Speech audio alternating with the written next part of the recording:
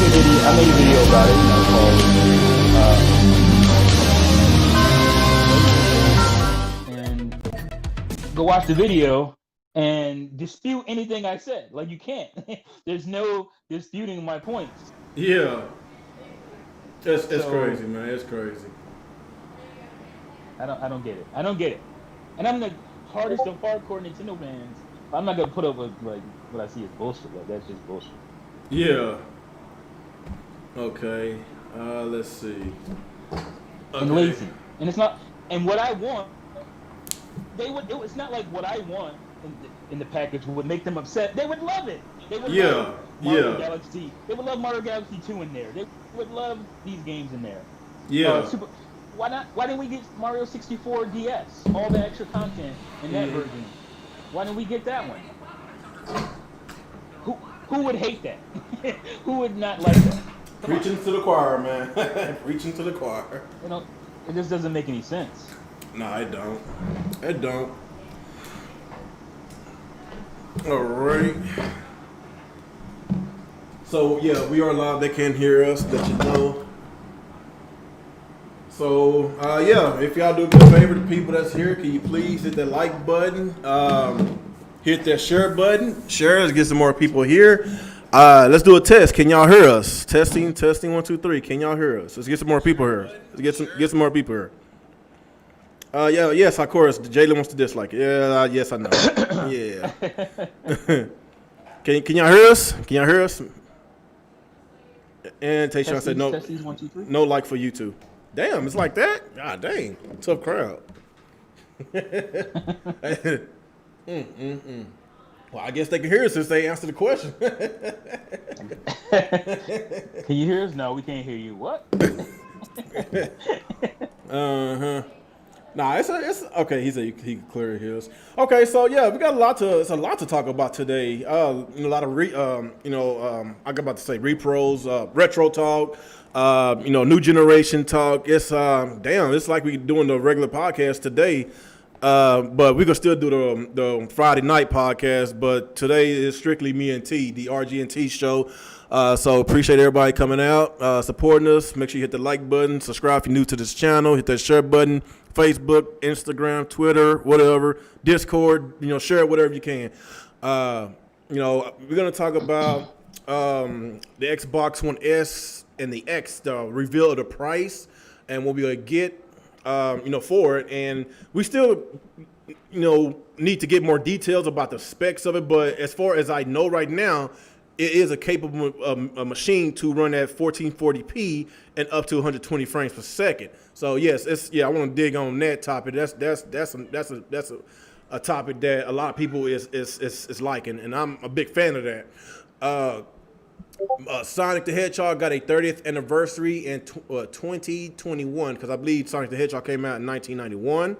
So 91. Yep. Sega did confirm that they have multiple Sonic games coming out. When they, so we know there's going to be a 3D Sonic game. There's going to be a 2D Sonic game. Sonic Mania was an awesome game. I love it. And if we get another one, I would love that too.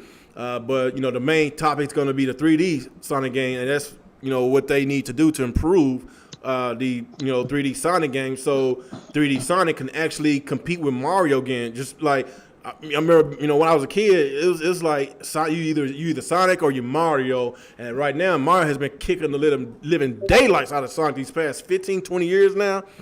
If you just look at the quality of the, well, I won't say 20. Well, no. Well, you could say like. When did Sonic Adventures 2 come out? Were 90 or 2000? Oh, okay, it was 2000. I think Sonic Adventure came out. I think it was a launch title. Sonic Adventures. Yeah, Sonic Adventure was a launch title. So I would say the past 20 years we hadn't got a great Sonic game, a 3D Sonic game. I didn't say we didn't have no good ones. We got a couple of good ones with colors and generations. I'm talking about great. I'm talking about great Sonic games like Sonic Adventures 1 and 2. The 2D Sonics like Sonic CD, Sonic 1, 2, Knuckles, and 3. Those were awesome, fantastic Sonic games. Classic Sonic games. But, what can Sega do in order to counter Nintendo, Mania. Yeah.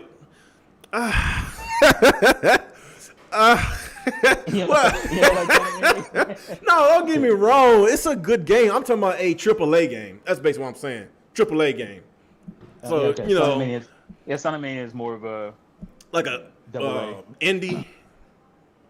It's considered indie, ain't it? Yeah. Something like that. So no, I don't think so. Well, it's an independent development, so yeah. But you know what I'm saying, like as a Sega fan, like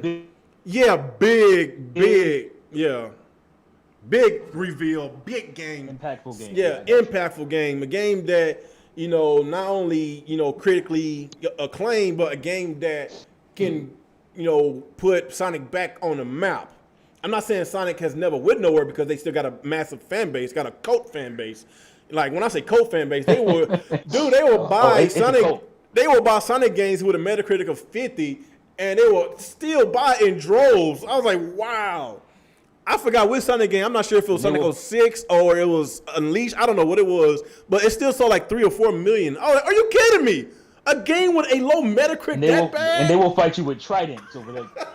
They will fight you with tridents over that game too. Now they got a cult fan base, dog. So I guess it is cultish. So I guess before we get into it, I guess give us your intro, right quick, G. Hey, it's me, Mr. T. Hit up, fools. How's it going? Let's get this show started. We got a lot to talk about. All right, like I said, it's your boy Game 27. Appreciate y'all guys coming in, and let's go and get started. So what you want to talk about first? The reproduction stuff, the Sonic stuff, the Xbox stuff. You been playing? Let's start on what? No, go ahead. You been playing? Go ahead. Yeah. What you been playing? What you been playing this few days? Well, I just streamed. Like I said, oh my gosh, what's the name of it? Eternal Darkness. For GameCube, and game's pretty. It still holds up. Very good game. That's good. And I was able to do so through my Kaiko. Yeah. HDMI. Yeah. Showed you that before. Yeah. It looks really nice, man. It's real clean. You said you paid like $75 for it? That's definitely the way to go. Yeah, it's like $75. Gotcha. It's a British company though, so you have to get it shipped from overseas. But okay, I got you. It was free shipping though, so that was cool. But yeah, I haven't played too much retro in the past week, but other than some GameCube stuff. But I'm trying to finish Mario. King Paper Mario. Oh, okay. The Origami King, whatever. Yeah. Okay, I need to get back on that one. I didn't finish it. And I did a second play of Luigi's Mansion 3, which is a great game. Yeah, I like that. It was fun. Yeah. So not much outside of that. Been kind of busy working and whatnot, but yeah, I thought because you were talking about repros last time, and I wanted to show some of the repros that I did myself. I don't do repro games, but I do like artwork and stuff. Oh, really? Because over the years, that stuff either fades away, gets damaged. I lost some stuff. Damage in a lot of my kind of freezing and cases and all kinds of stuff. So I'm freezing. For a second you did. Really? Oh, okay. Am I good now? Hold on, let me exit out, and come back because you kind of got like a 2-second delay. Give me a second. I'll get right back. Let's go back. Okay, I'm back. Yeah, I noticed the delay before. Oh, you did? Yeah. I don't know. Maybe I should have unplugged my router, my modem before I started the podcast. I usually do that. I just hadn't done it in a minute. Get a better signal. It may not be you. It could be me. I'm on Wi-Fi. Oh, you are? Because I'm on my iPad. Oh, okay. I got you. No, we are. We good. No, I didn't play. We're fine now, though. I didn't play mini retro. I don't think I played. No. Well, I did play on PSP. If you want to call it retro. No, not PSP. PS Vita. I did play it a little bit. Oh, Vita. Okay. Yeah. Is it considered retro? No, not yet. Not Nah, yet. it's too early. It's too early. It's too early. I played a little bit of that, and I went ahead and played Persona 5 Royale. That's great. I never had a PS Vita. I never did. Now, I guess at that time, the only handheld game I had was a not the. I did have a 3DS. No, 3DS when Vita, not Vita. The DS. No, because the PSP came out before the DS, right? Yeah, about a year. About a year, because I think at the time, I had a Game Boy Advance. I think at that time, maybe. In which, honestly, that's my favorite Nintendo handheld. Is the Advance. Really? Yes, because it was comfortable. That's my least favorite. I don't know, maybe because it was so comfortable in my hands. I had big hands, and I always hated the clamshell of the DS. I always hated it. It was so uncomfortable, dude. Oh yeah, I like the originals form factor. I was just talking about like games wise. Oh, games wise. There was a lot. Yeah, there was a lot of let's resell you these Super Nintendo games. No, don't get me wrong. They have great games on there, but you know what's the point? But there's still great games. Like I can't have fun if I'm not comfortable playing it. You know, that's what I'm saying. Yeah, it's kind of like with the Vita. That's why I love this. Yeah. Thing because the form factor is way more comfortable for your hands. Yeah, like with the Vita, like the grip is a lot comfortable, you know, when you play it, you know, putting that on, you know, instead of just playing without it. If you play it just bird naked, yes, it could be uncomfortable. That's why I wish I kept that grip, man. I don't know why I don't know. I didn't sell it. I traded it in at GameStop. Of all people, I traded that in. They gave me $10 for the grip. I swear to God, $10 for the grip. And they gave me, I think $35 or $40 for the Vita at that time. That's it. Yeah. I think maybe a total of $50 for the grip and the freaking. No. I think $60 total. I think I had a couple of games. And yeah, if you think about it now on how much it's worth, I'm just I'm beating myself up. I shot myself in the foot. That's why I said I would no longer trade stuff in at GameStop or anywhere else, especially if there is value in those games or systems. You know, it is what it is. GameStop got rich. They got rich on a lot of people's poor decisions. Yes, they did. I still see a delay. God dang it. Yeah, there's still a delay. Oh, so you think it's your Wi-Fi? It could be. Maybe I just need to switch to.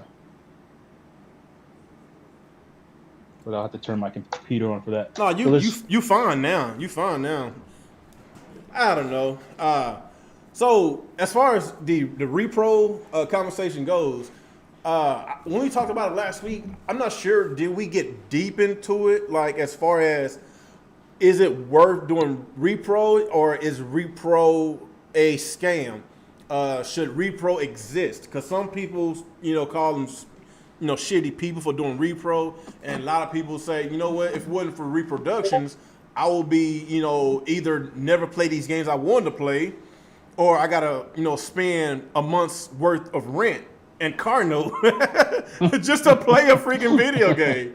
So that's always has been a discussion about that. And of course, some people be like, you know, like even though it might look authentic, maybe it looks like the real deal, at least put the word reproduction on the art cover, or put it on the disc. Like with the repros that I have, you know, it doesn't say reproduction on it. It doesn't. But like I told you last week, if you're not a hardcore gamer, if you don't know much about Dreamcast, and you want to collect the Dreamcast, I can rip you off right now. I can rip you off for real. To me, that's the only thing that makes it shitty. If you're trying to pass off like repro games as, you know, authentic games, then that's shitty. But if you let people know, there's nothing wrong with reproduction games.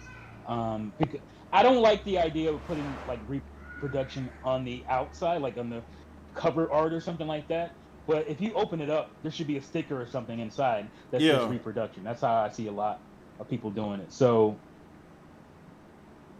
because you don't want reproducted across the work. So I understand why they don't do that. But inside the, you know, when you open it up and you get the disc or the card or whatever, it should say reproduction.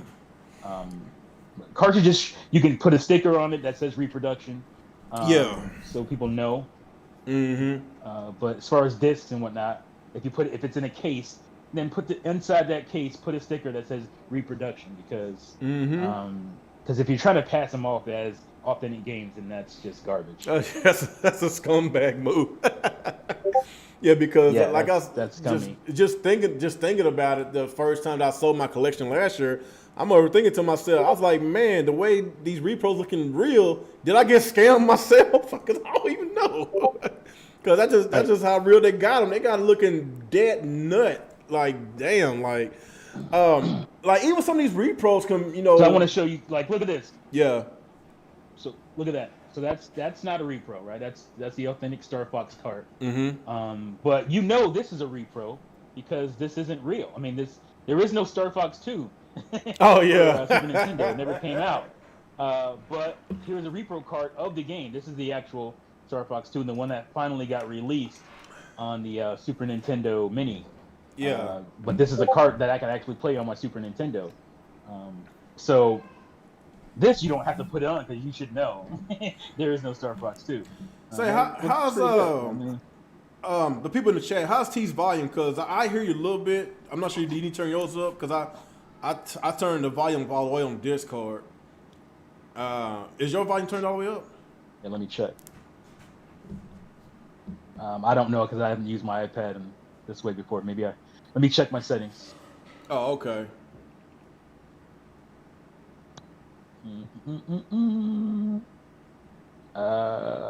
Where is it in voice? I don't know. Maybe when you got a little bit close to it, that's probably why I'm hearing you a little louder. Okay. That's probably what. No, I can hear you. It's just I can I can tell it's just not as. It's just a little low.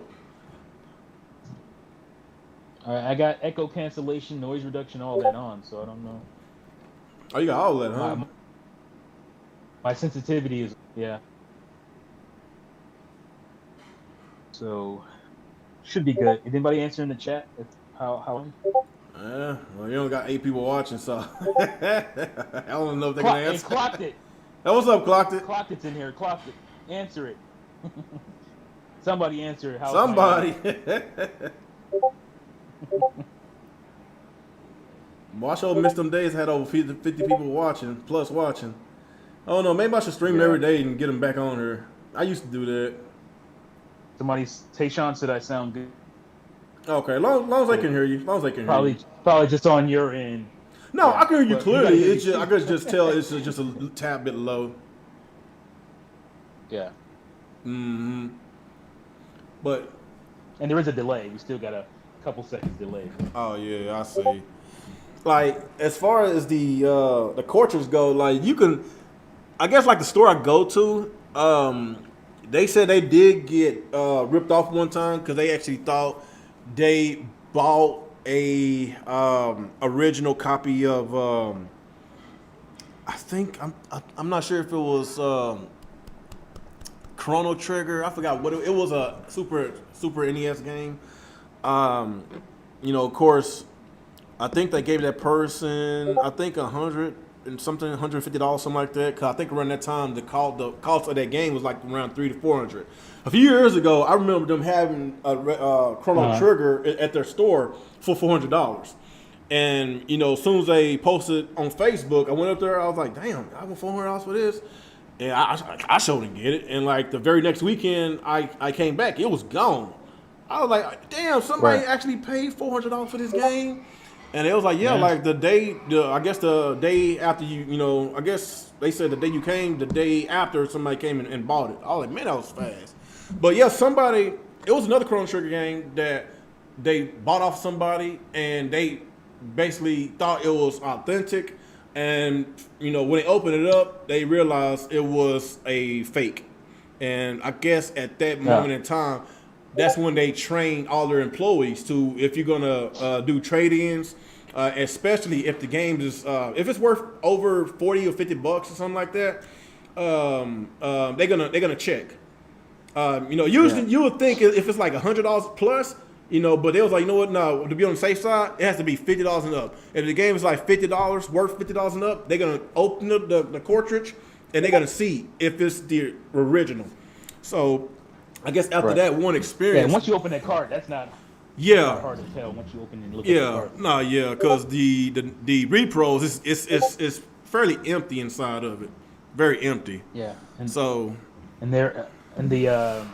motherboards are very different looking. I think the motherboards are green on the original, and the motherboards they use on the repro is like blue, something like that. Kind of bluish or really light green. You can tell easily. Mm-hmm. Yeah. So they got this little special tool. I think you got that tool to open it up, and of course they got that. Yeah. So, like, you know, this retro market, man, you got to really pay attention, man, because some people is really getting, like, I don't know, man. Video games these days, like, it's not like it was 20 years ago, because around 20 years ago, people our age in their 30s and 40s, around 2099, still considered video games as, you know, toys for kids, for children. You know, of course, my parents, they're in their mid to late 50s. They still saying, think they say, your grown self still playing video games, boy. I was like, Mama, well, blame your little brothers. My uncles got me into it. Blame them. That's third generation. Yeah, my uncle. That's who got me. My uncle. Oh, really? Because my uncles is basically your age. My youngest uncle happens to be 42. My oldest is 45. So they got me into video games back in the 90s. Blame them. Because honestly, I think that was that generation in the early 90s that basically, I guess you could say, debunked the myth that video games is only for children. That's not. Because there's a bunch of video games that has nudity, sex. Witcher 3, for an example, lots of sex. Well, I mean, we have the ESRB because games got more mature in the early 90s. Basically. So that's why, that happened. And, with Mortal Kombat and Night Trap, stuff like that, people were like, oh, this isn't just for kids. We got to put a rating system on this, like they do for movies.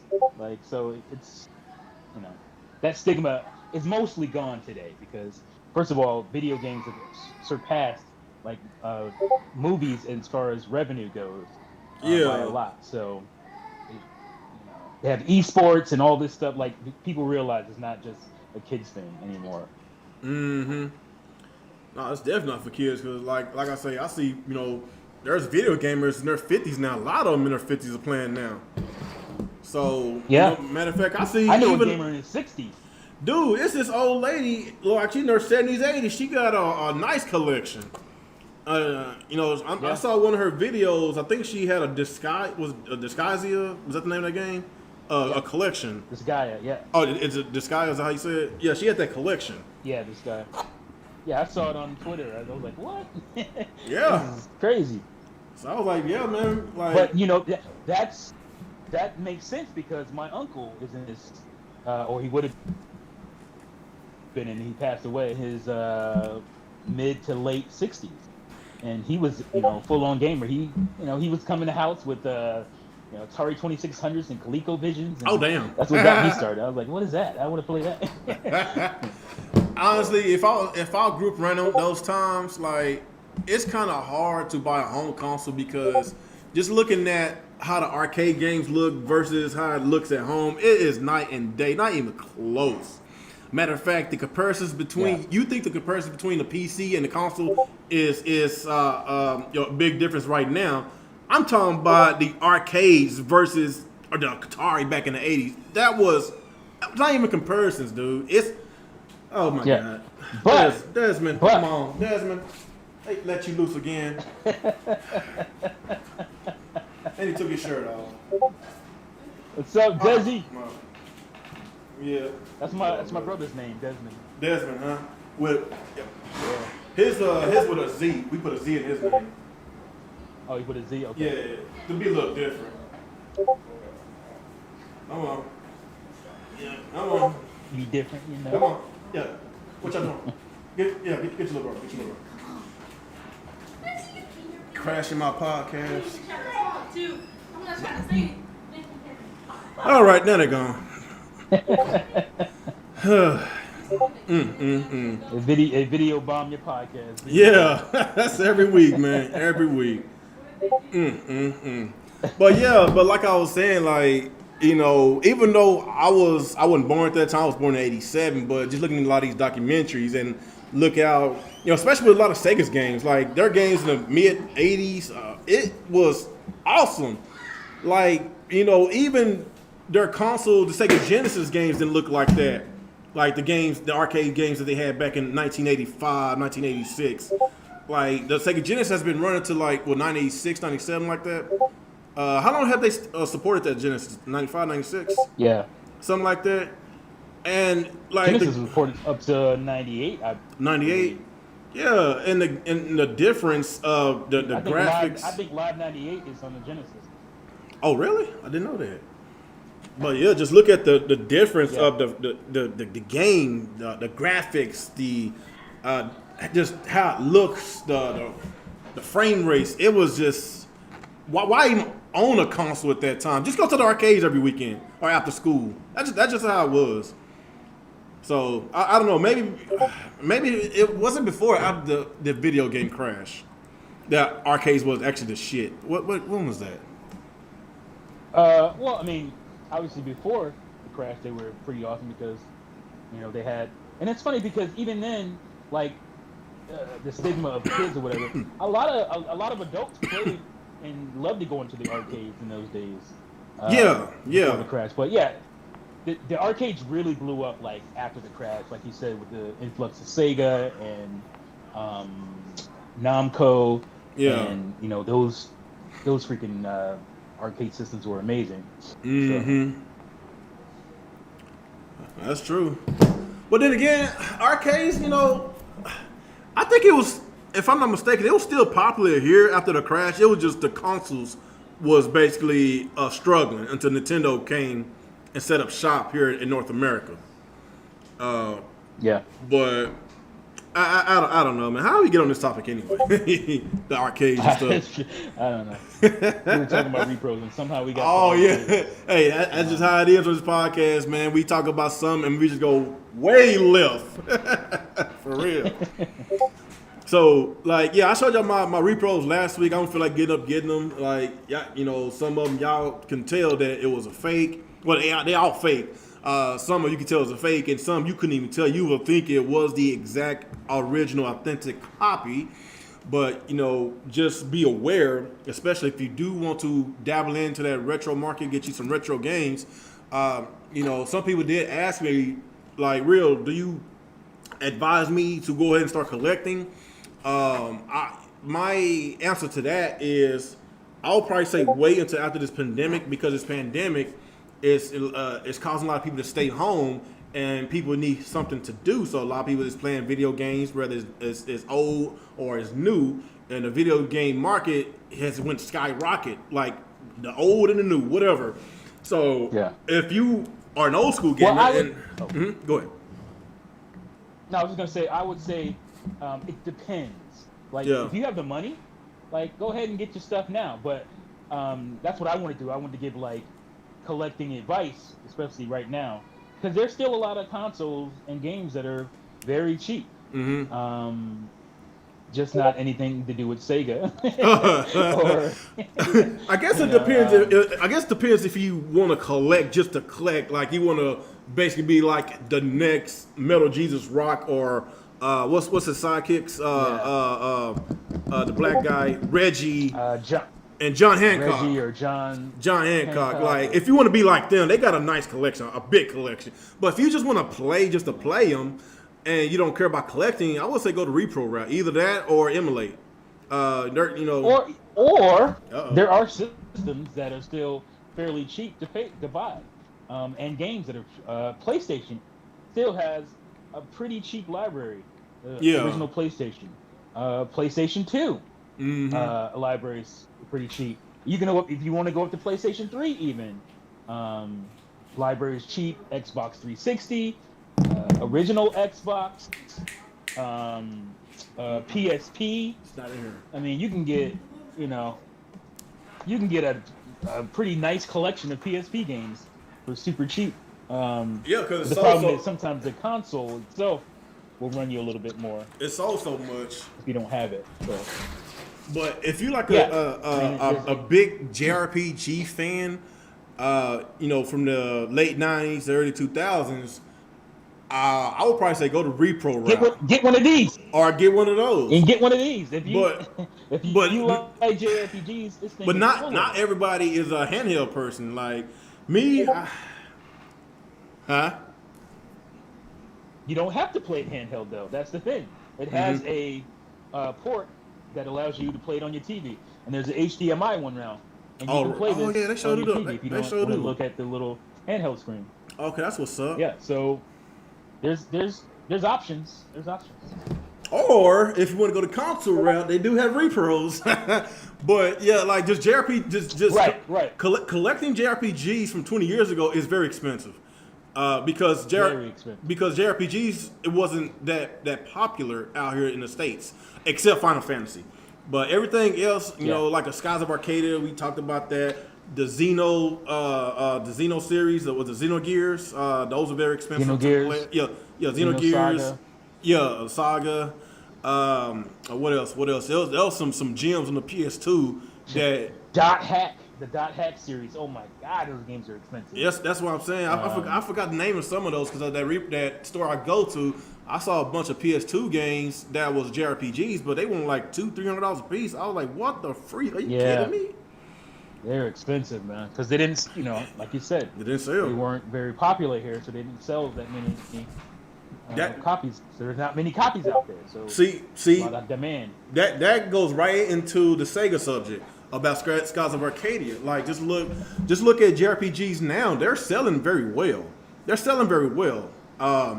like the Final Fantasies, that's always sells well. Persona 5 is almost at 5 million sold. Like, that is insane, still selling. I just bought a brand new copy the other day. I'm enjoying Persona 5 Royal. They put a lot more extra content to that game. The game is actually in 4K this time. I think the last one was at 1080p. So they made some major changes into this game. I'm enjoying it. I love it. You got the new Sega one that's coming out. The Genesis. Phantasy Star. Phantasy Star Line 2 Genesis. I still don't understand why they just the name of it. I don't understand. They say it's a brand new game. Everything's why 2? Why they still banking off of 2? I don't know why. I really don't know. It's a lot of them, man. Can you name some of them? Nostalgia. Can you name some of them? Like Xenoblade. They're actually selling well now on the Switch. Xenoblade didn't really sell well on the Wii. It didn't sell well on the Wii.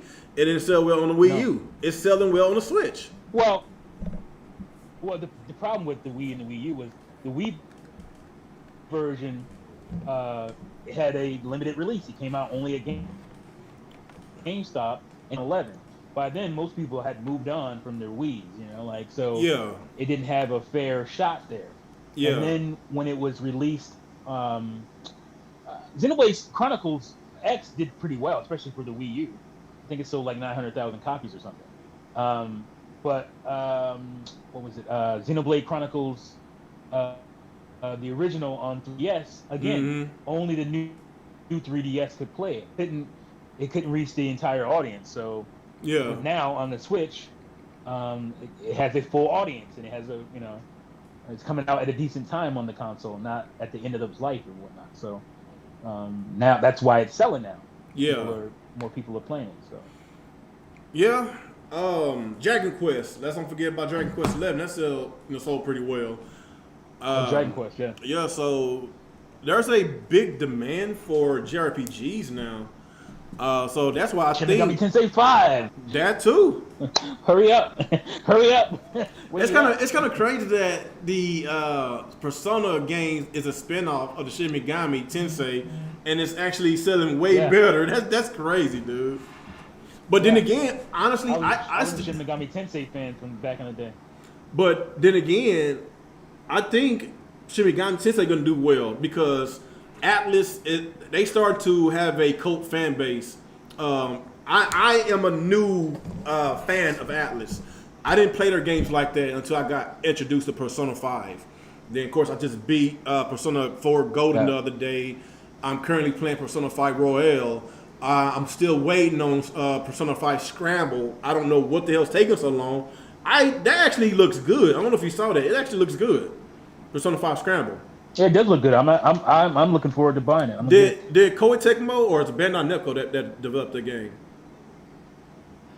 I think it's Koei Tecmo. Koei Tecmo? Okay. Yeah, I actually do want to play that. That actually looks pretty cool. And, from what I heard, I heard it's so style game, but it's still. Because I heard it sold pretty well out there in Asia. I think they sold about 400,000 or 500,000 copies in Asia. So, they got a fan base out there just out here in the West. And, matter of fact, another thing about Sega, last time I checked, they don't have no exclusive deal with PlayStation. So I still don't understand why is Persona 5 still stuck on the PlayStation. It doesn't make sense at all. I don't understand. It makes a lot more sense on a Switch console. I'm an Xbox guy, and Xbox is not known for JRPGs. I'm just saying, out of my mouth, it makes more sense on a Nintendo console than an Xbox console. So why is Xbox just getting a lot of JRPG games like Final Fantasy 15, but the Switch don't? When that console doesn't even sell in Japan at all. That's what I'm saying. It does not sell in Japan. If people Final Fantasy 15 on a Switch handheld in Japan, that's gold. That's gold. No, fuck. That's platinum. Well, the thing is, when it comes to Square, because people are complaining about why can't Switch owners get the Kingdom Hearts games, the first two especially, but obviously 3 as well. Square is basically saying it's too hard engine to the Switch. The Switch is powerful enough. Yeah. It's just the architecture. It's just the way it's built. It's a little too tough for them. And I'm like, I can't swallow that because I'm looking at Witcher 3. I know, Witcher 3, Doom, Doom Eternal, whenever that's coming Doom, out. Skyrim. You just don't want to put any effort. You don't want to put any money into it. That's what you're saying. You don't want to put any real effort and money into it because it can be done. Don't tell me it can't be done. Yeah, it's me scale back a lot. Right. So you don't have to scale back the original Kingdom Hearts games because they're upscaled PS2 games. Well, look at the original VCR Xbox One. The Switch is not that much. The original Xbox One is slightly more powerful than the Switch. Not by much, but they still get all those third-party games. So I don't see what's the excuse now. They just need to say, I don't want to put it on a Nintendo console because I don't think it's going to sell. It's not going to do good. But I beg to differ. That can't be the case for Kingdom Hearts. Yeah, that's what I'm saying. Because Kingdom Hearts. Yeah, because Kingdom Hearts always been on the 3DS. They got the spin-offs on the 3DS. The remixes and all that. They have those. So I don't know what's the excuse. Now they get to play Kingdom Hearts. That rhythm game, though. Oh, boy. That shit was funny as hell, man. Boy, I saw the rhythm game actually had story stuff from the other games. So you're gonna bring over this rhythm game, but it's gonna have story elements in games that Nintendo fans, if you hadn't had, at least on Nintendo consoles, that we're not privy to. So it's kind of weird, man. I don't know. Mm-hmm. Lazy. That is kind of weird. Why? I still don't understand how popular the Switch is, and they still getting treated like a redheaded stepchild here. They left Xbox in the dirt, and Xbox still getting these AAA third-party games. Not no spin-off games, not no old ports. They getting these brand new games. I don't understand. There's no excuse. You can't say, "Oh, the cartridge size." Well, you know what? I don't care for it. But a lot of people have just said, "All right, you're gonna have to download a portion of the game." So, or download the whole game. So the cartridge issue is not an issue anymore. That's not a thing. Obviously, the install base is not a problem. Yeah. So you're just being lazy. Or Nintendo's their problem. That's probably let's just be real. Nintendo is probably the problem. They don't like But Nintendo. it doesn't make sense because they put effort into new IP. Like we're talking about Square here. Yeah. They put out Octopath Traveler. They put out Ononaki. They put out a ton of new And games. that actually sold well too on the Switch. Yeah. So there's it just doesn't make sense. It don't make sense. Maybe, but they are doing that Bravely Default. There is a Square game, right? Bravely Default. Bravely Default. Oh, There's it's another Bravely. one. It's Bravely. New Okay. IP, or well, not a new IP, but a new game. Maybe because it's series. a pixelated game. It don't take as much to do. Maybe they're looking at that. Maybe they thinking that, Well, no, I think it's not about that because I think the thing is that game was made on the Switch. Yeah. If Kingdom Hearts and whatnot were made on the Switch, it could run it. That's the problem. The problem is they don't want to make it for the Switch because that takes more effort. Yeah, that's what I'm saying. They want to be able to port it. They can't just port it over. They have to actually make it for the hardware, and they don't want to do that. Whereas other companies have done that. Like even 2K, like Take-Two Interactive,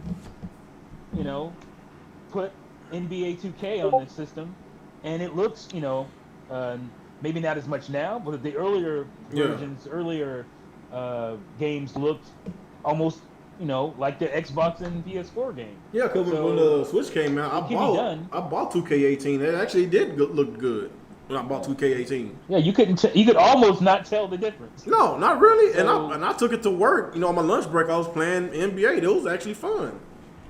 It's just at the end of the day, it's about the effort, and I don't know, man. If this Switch Pro, if this Switch Pro is actually a thing, whatever, if it actually does come out next year, Switch Pro, or they just upgrade the Switch by a little bit, put a little bit more RAM and this and that, boost up the CPU. If we wind up getting that, then there should not be no excuse coming from these third parties. Talking about, well, if this and if that, if they didn't do this and do that. No. The excuse will still remain because it's still going to be the same architecture. Yeah. The problem is not, we don't have enough this, we don't have enough that. The CPU, that's not the problem. The problem is the talking about that. They still can't port the way they would like to. They still won't be able to just drag and drop. Because they're using that, what's that? That Jaguar. What's it called? That Jaguar something. I'm not into CPU. Yeah, I'm not into that tech stuff. But all I know that's like me neither. That's like last gen tech they put into this Switch. That's that last gen. Yeah, so I don't know because What you say?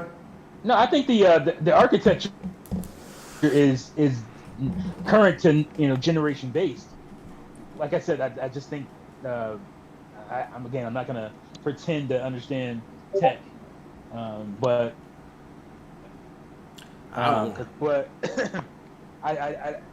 from what I see, again, from we've had ports to reference. Yeah. So to me, it's just effort, and they don't want to put any effort. They want to make they want to get the biggest profit available. Yeah. But they put to do some development that they don't want to do. Mm-hmm. To dedicate a team and stuff. So that's what it boils down to. I don't know. I don't know, man.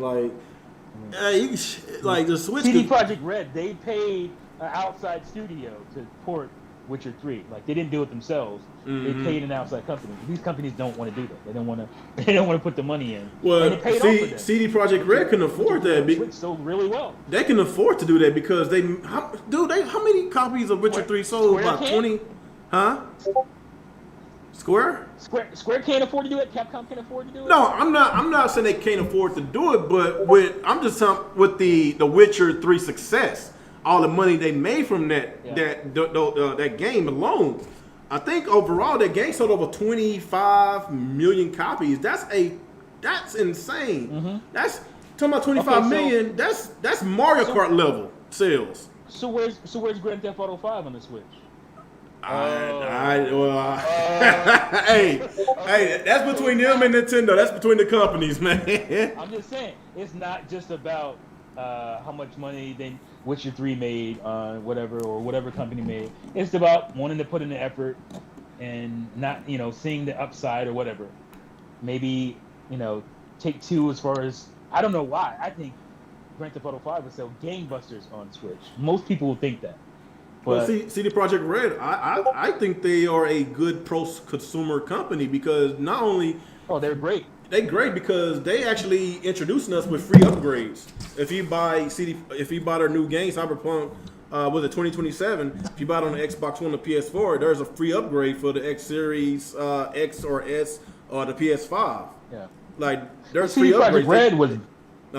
They were great before that. They were great before. I mean, I'm not surprised by them doing that because they've always been the company that, The Witcher 2, The Witcher 3, those games have tons of content. They have so much content packed into that package. Yeah.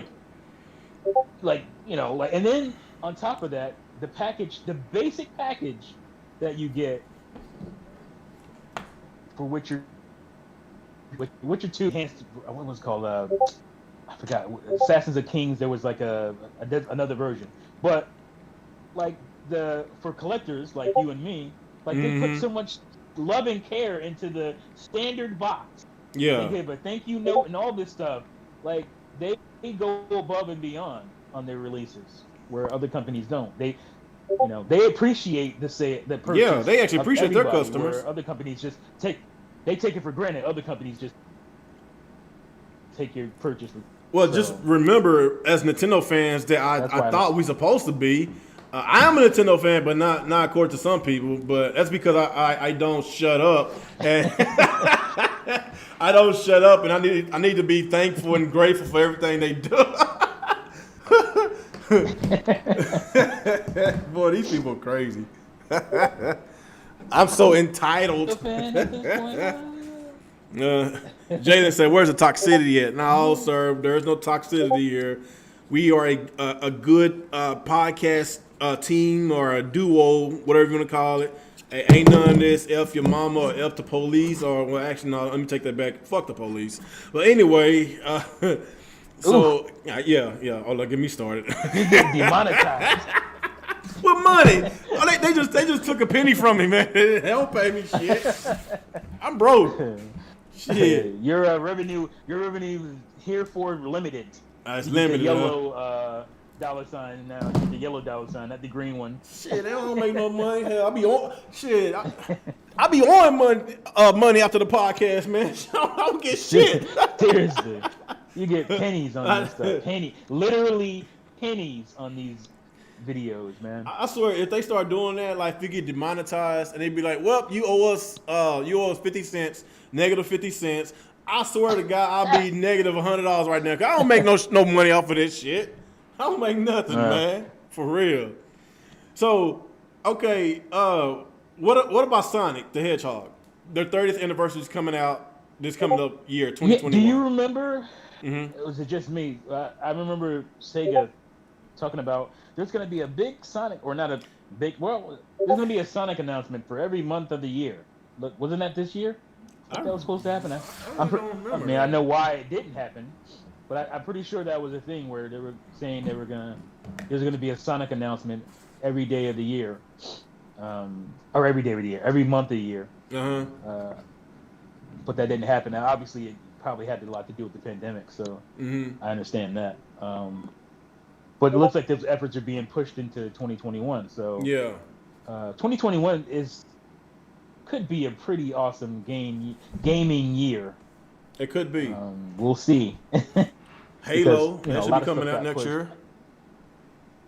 Right. That's the big one. Maybe Breath of the Wild 2 could be coming out next year. Maybe we Breath might get some. 2, I expect. We might get some Mario finally, Odyssey 2. Metroid Prime 4. We might get a trailer. Bayonetta 3. Like Bayonetta 3. What is going on, man? Why are they taking so long?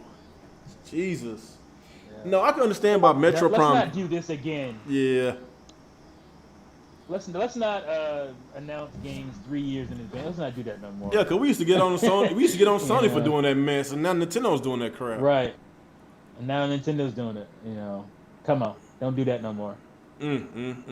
It's crazy. What's up, I Kendall? mean, you say you can understand Metroid situation, and I know where you're going with that, but I can't understand it because that just says to me that you don't know Nintendo. You don't know what you're doing with Metroid. Like you don't know what to do. You handed off Metroid to Bandai Namco, and then a year later you have to pull the plug. That's incompetence. Like to me, that's incompetence. I know. Like, how do you allow that to happen? I don't know. Why not get the original team that made the Prime series, the good, critical acclaim series that it became to be? It was basically one of my favorite first-person shooters. What are they doing? Who? What are they doing now? Who? Bandai Namco? The team that made the original. No, the team that made the original Prime games. I really don't know because I know that's not the same team. I think they went somewhere else. Did they go to Bungie? Did they go? The last thing they worked on, the last thing that I know they worked on was Halo 4. It was Halo 4. Okay, so they did go to Bungie. Yeah, but I don't know if they're. Whoa. Halo 4 is not Bungie. That's 343. No, Halo 4 is 343. That's 343. Halo 4 is 343. So I don't know what. I don't think they're still with 343 though. I could be wrong. Maybe they need to hire the original team. Matter of fact, that's what Microsoft is doing right now. They actually get some old veterans from the old days, some of the Bungie veterans to help them with the Halo game, in which I think that's good news. Yeah, that's awesome news because the Bungie days was great. I just hate the fact that they didn't buy that company. I don't know I like what Halo took 4 so a long. lot though. I liked it too. I know a lot of people give it shit, but it's a lot better than 5. I'll tell you that. Way better than 5. Damn sure. That's for damn sure. That's for damn sure. I think for Halo 4 to be 343's debut developed game, I thought they did a great job. Yeah, that was great for their. Yeah, the story was great. The mechanics, everything was great. I love the visuals. But they took a step back with Halo 5. I don't understand what the hell happened though. I don't know. Maybe it was a domino effect with all the controversy surrounding Xbox One and the DRM and the stupid business decisions, the overpriced $500 Xbox game, and the pointless Connect, the terrible exclusives. I don't know if it has to do with all that bad rep. Don't forget the Disaster Chief collection. Yeah, that it was just so much. It was a lot going on with Xbox, the brand in general at that time. It's like everything that touches the Xbox brand, it just go to shit. So I kind of man, they need Don Matrick. When they got rid of Don Matrick, it all went to shit. I don't know, man. This console right here is going to be Phil Spencer's console. Even though a lot of people don't like everything he done, but at first I used to oppose the ideal of putting their exclusives on PC. I think it's a good idea. I don't care. I really don't care because it's all about, you get more sales, you get more, more revenue. You want your gaming company to do good. I'm a huge Sega guy. I'm gonna be a Sega fan for life. I was excited that they announced that they sold 500,000 copies of Persona 4 Golden within like that. I said that's great news for Sega. You want your favorite companies to do well so they can continuously and produce games. Right. Like they said, if we keep having sales like this, we're gonna port more older Sega games. That's great. You still got Persona 3, Persona 2, maybe the PS1 classic, Persona 1, they might put it on PC, I don't know. The Shimigami series, that might go to Steam, you never know. There's a lot of stuff they could put on PC right now. That's what I'm saying. That's what you want from your company, man. Yeah. I was sad as hell when Dreamcast went down and, Sega was in disarray. What's going to happen? But I was stupid excited to see Sega games come into my GameCube and my Xbox. So I was good to go. Yeah, and not only it came to your GameCube and Xbox, it looked better because it was on more powerful hardware. Yeah. That's what you want. Right. That's why I'm like, if Nintendo ever go third party, I know exactly how I'm gonna feel. I'll be like 4K 60 Mario, 4K 120 Zelda. That's a dream come true right there. Because you know you're gonna get a better looking game running better if it's not on Nintendo. One thing about Nintendo, man, like you love their games, man, but you want them to evolve. Oh, here we go. Oh no, I'm not shitting on Nintendo. I don't want you to think I'm shitting on Nintendo. No, that's not that. They make great games. Like I'm not saying that they need to make 4K devices, 120 frames per second, but I want it to evolve. Like how can I say this? Like I got a 4K 120 hertz TV. I want all my consoles to utilize my TV. Yes, I know everybody still, don't have 4Ks or 8K TVs. Some still got their 1080p. I'll say most people got 1080p TVs. Maybe some got a 720. And if you still got a 480, then I'm gonna pray for you. If you still got a 480p. But I want my I want my TV. I want my console to utilize my $2,000, $3,000 TV. That's what I want, because the only thing you gotta understand, yeah, why Nintendo doesn't do that, and because they tried twice, yeah, with the hardware chase, the hardware race. I guess you could say Super Nintendo, but not really. Yeah, it wasn't really a hardware chase to yet until generation. So they tried with the N64, and then they went the silicone graphics route. Yeah. It was expensive development for that system. And, obviously it was mired by the cartridge format. That's what kept that system back. So they lost a lot of third party with that. But then they got to the GameCube. The GameCube is like, it's so elegantly designed of a console. Like it is a beautifully designed console. It was on par in the generation. It was more powerful than the PS2. Just under the Xbox original. It had 60 frame per second games. Just looked easy. Launch titles like Star Wars Rogue Squadron 2, and games just looked beautiful in that thing. And they sold 21 million units. And they're like, we're putting all this effort into the. Hold on, wait. You talking about the N64? I thought it sold 30 some million. No, the game. No. Oh, the GameCube. Oh, okay. N64 sold 33 or 34, I think. Oh, okay. But GameCube sold even less, and it was even more powerful. So they put all that money into the architecture and the, and all that stuff, and it didn't yield them any benefits. Now you can say, Xbox getting into it took away from, market share. But what if Sega didn't fumble with the Dreamcast? What if Xbox didn't come in and Sega was still, a good third option? Then that Dreamcast or the GameCube still might not have done that great. So they were like, we're putting all this effort in. Let's try to basically re-up this beautiful architecture, this beautiful hardware with the game, the Wii. And look what they sold. They sold 101 million units without chasing that paper. And then they come with the Wii U. The Wii U wasn't that powerful. It was their first HD console, and it was very expensive for them to produce, and it sold like crap. Yeah. So they're on that, and they look at the fact that they can still sell really well without having all this crazy hardware.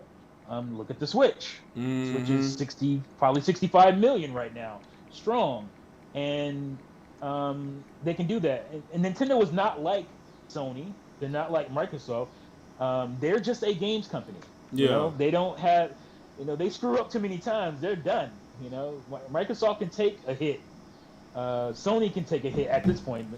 Back in the early 2010s, not so much. They were almost out of there. 2012, 2013. But they have other ventures. They have entertainment. They got Spider-Man. They have all this stuff. Yeah. Where they can take hits. They own studios. Nintendo is a games company only, and so they have to be kind of frugal when it comes to their cost.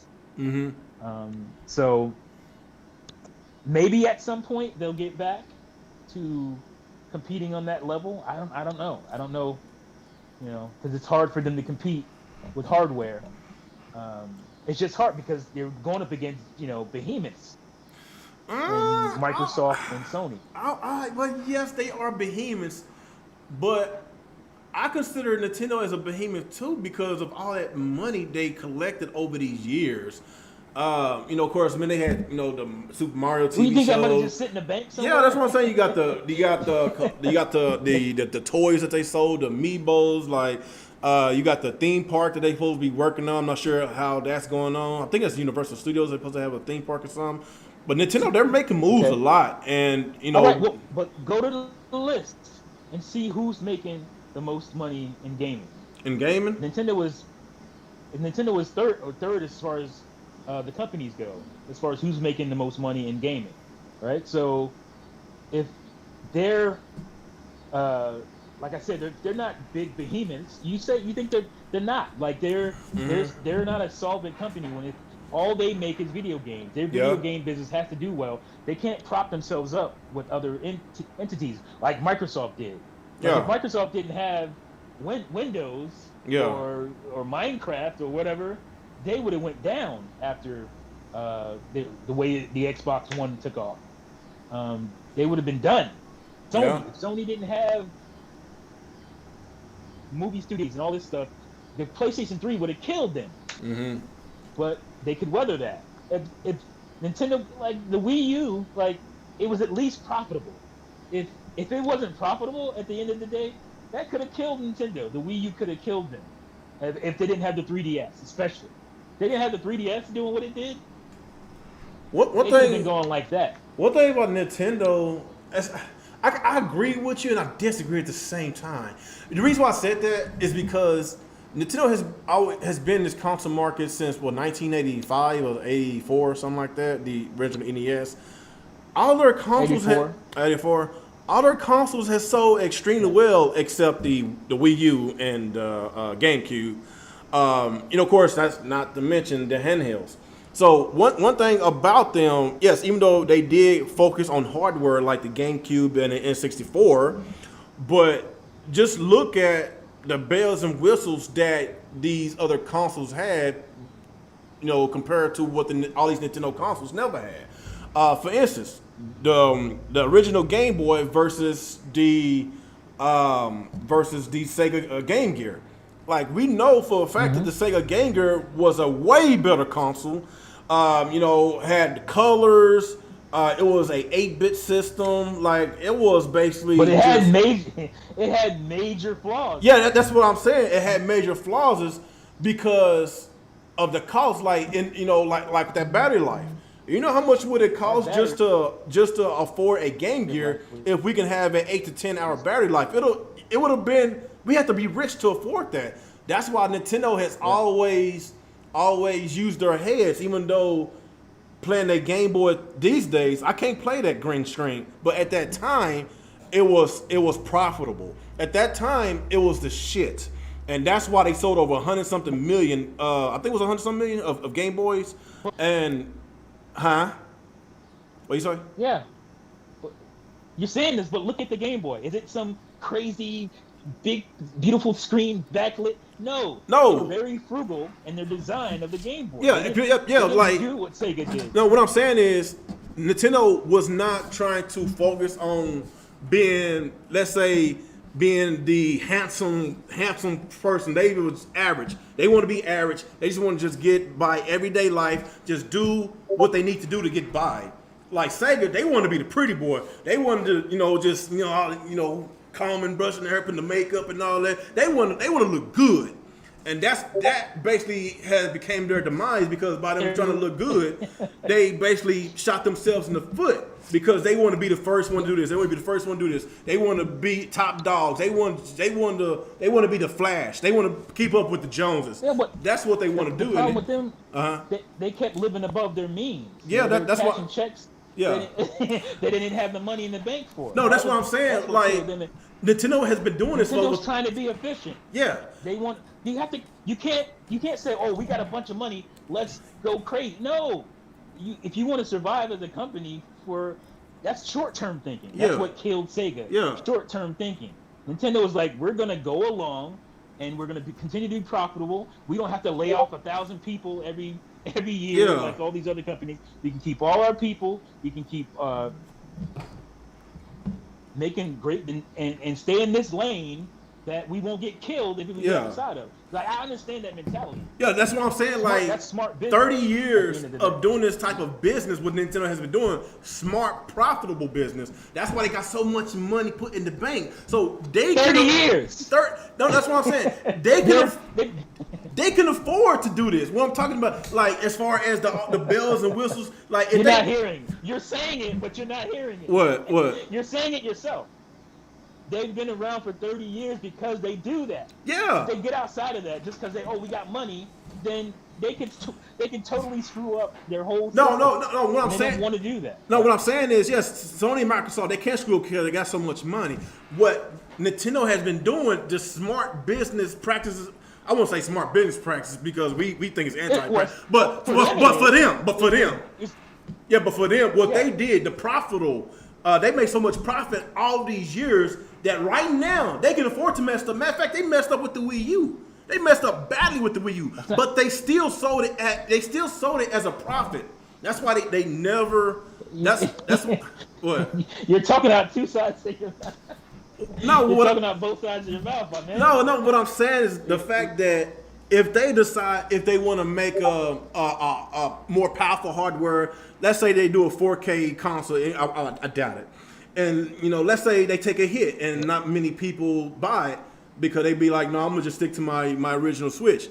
They can afford to take a loss because of the success of the Nintendo Switch. Not just the Nintendo Switch, the success of their software. It's a matter of fact, they make more money off the software than the hardware. It's always been that way. And but Sony Sony and Microsoft still make more money because they still make more money. Mm-hmm. That's why Nintendo is third on that list. Yeah, because they got those other studios though. They have way more third party. They have not just studios. I'm not talking about their first party. I'm talking about they make more money in licensing because the third party. When you sell, 60 million copies of Grand Theft Auto 5, that's a lot of money coming to that's a lot. Sony and or Microsoft. That's a lot. So for the license. Yep, you freezing. Yep. You Biden. Yeah, he's frozen. Let me hold on. Let me. Frozen now? You good now? You good now? You good? Are you looking at the feed or the? No, I was looking at you, but you was frozen, but you good now.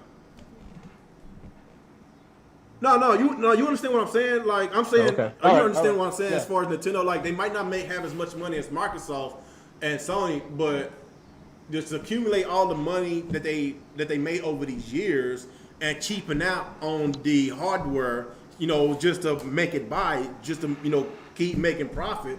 That's why they got so much money, and I still feel that they can afford to take a hit if they decide to do a much powerful console. Even though would it make sense right now to do it? Probably not because of the 60+ million, install base. No, like I'm not saying like it's gonna kill them. It won't. They can afford to mess up next generation, and it won't kill them because of all the great decisions they made with the Game Boy, the great decisions they made with the NES, the great decisions they made with the N64, the great decisions they, even though some people say it's not a great decision, but they still made profit. One thing about Nintendo, their games are going to sell well, whether you like them or not. Whether you like Nintendo or not, their games is going to sell well. You mentioned Grand Theft Auto sold 100 million. Well, Nintendo, how many games they got that was sold 20+ million? Nintendo made none of that money. Yes, what I'm saying, but Nintendo made, just go by the Wii. The Wii sold 100 million. What was their biggest selling game? Was it Sports? The Wii Sports? And then the crash hit in 2010, 2011. Yeah. Or not even before that, 2009. Yeah. The crash hit, and it completely affected them big time. Sony was almost gone. People Yeah. don't remember that. But Sony was almost gone because of that crash. And that's something that has nothing to do with video games. That was something completely outside of video games. So that's why you got to think long term as a business, because you can't foresee something like that happening. Another crash is going to happen. You're out there trying to do some risky move, and then the crash happens. You are gone as a company, no matter how much money you made in the last 20 years. That's how quickly you can be gone out of this market. So I mean, look at all the companies we lost. Basically, just gaming companies. They don't even have hardware that we lost from 2005 to 2010. All those mid-tier companies gone. Mm-hmm.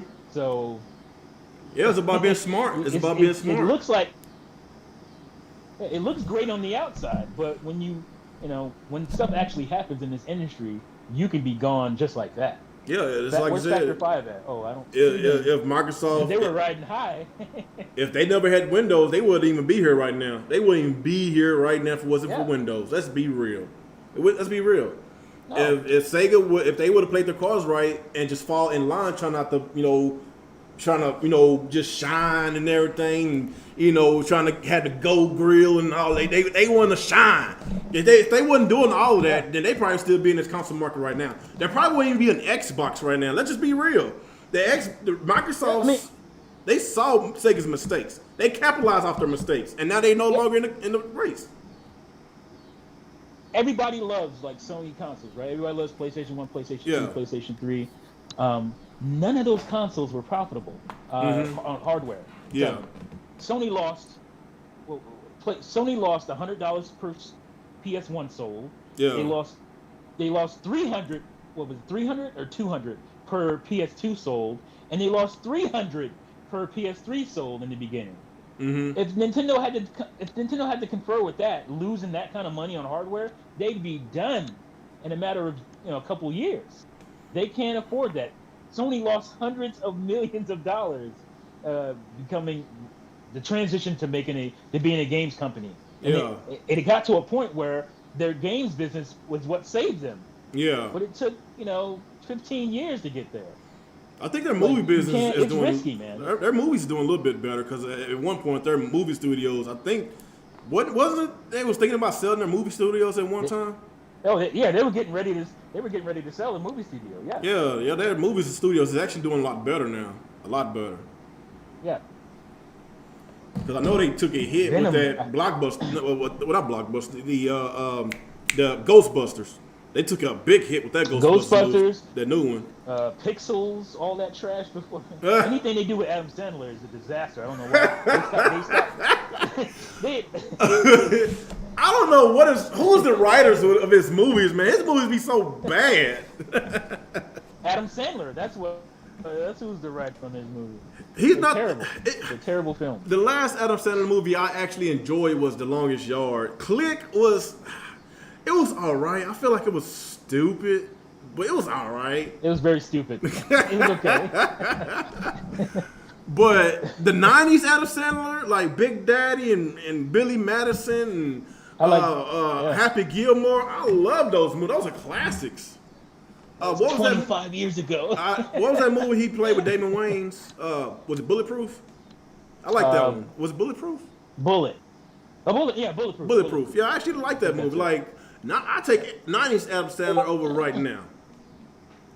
Yeah. Well, that was a long time ago, my man. Man, well, maybe he needs to retire. He needs to retire. Shit. But he'll go and be in somebody else's movie, and he'll be good. A movie where he was like the jewelry salesman con artist with Kevin Garnett. And that movie was this? Good. When was this? This came out last year. Kevin, hold on. He played yeah. I need to see that. That did look good. I'm like, I watched it. I was like, I'm not used to Adam Sandler playing this type of serious roles. Punch Drunk Love. Yeah.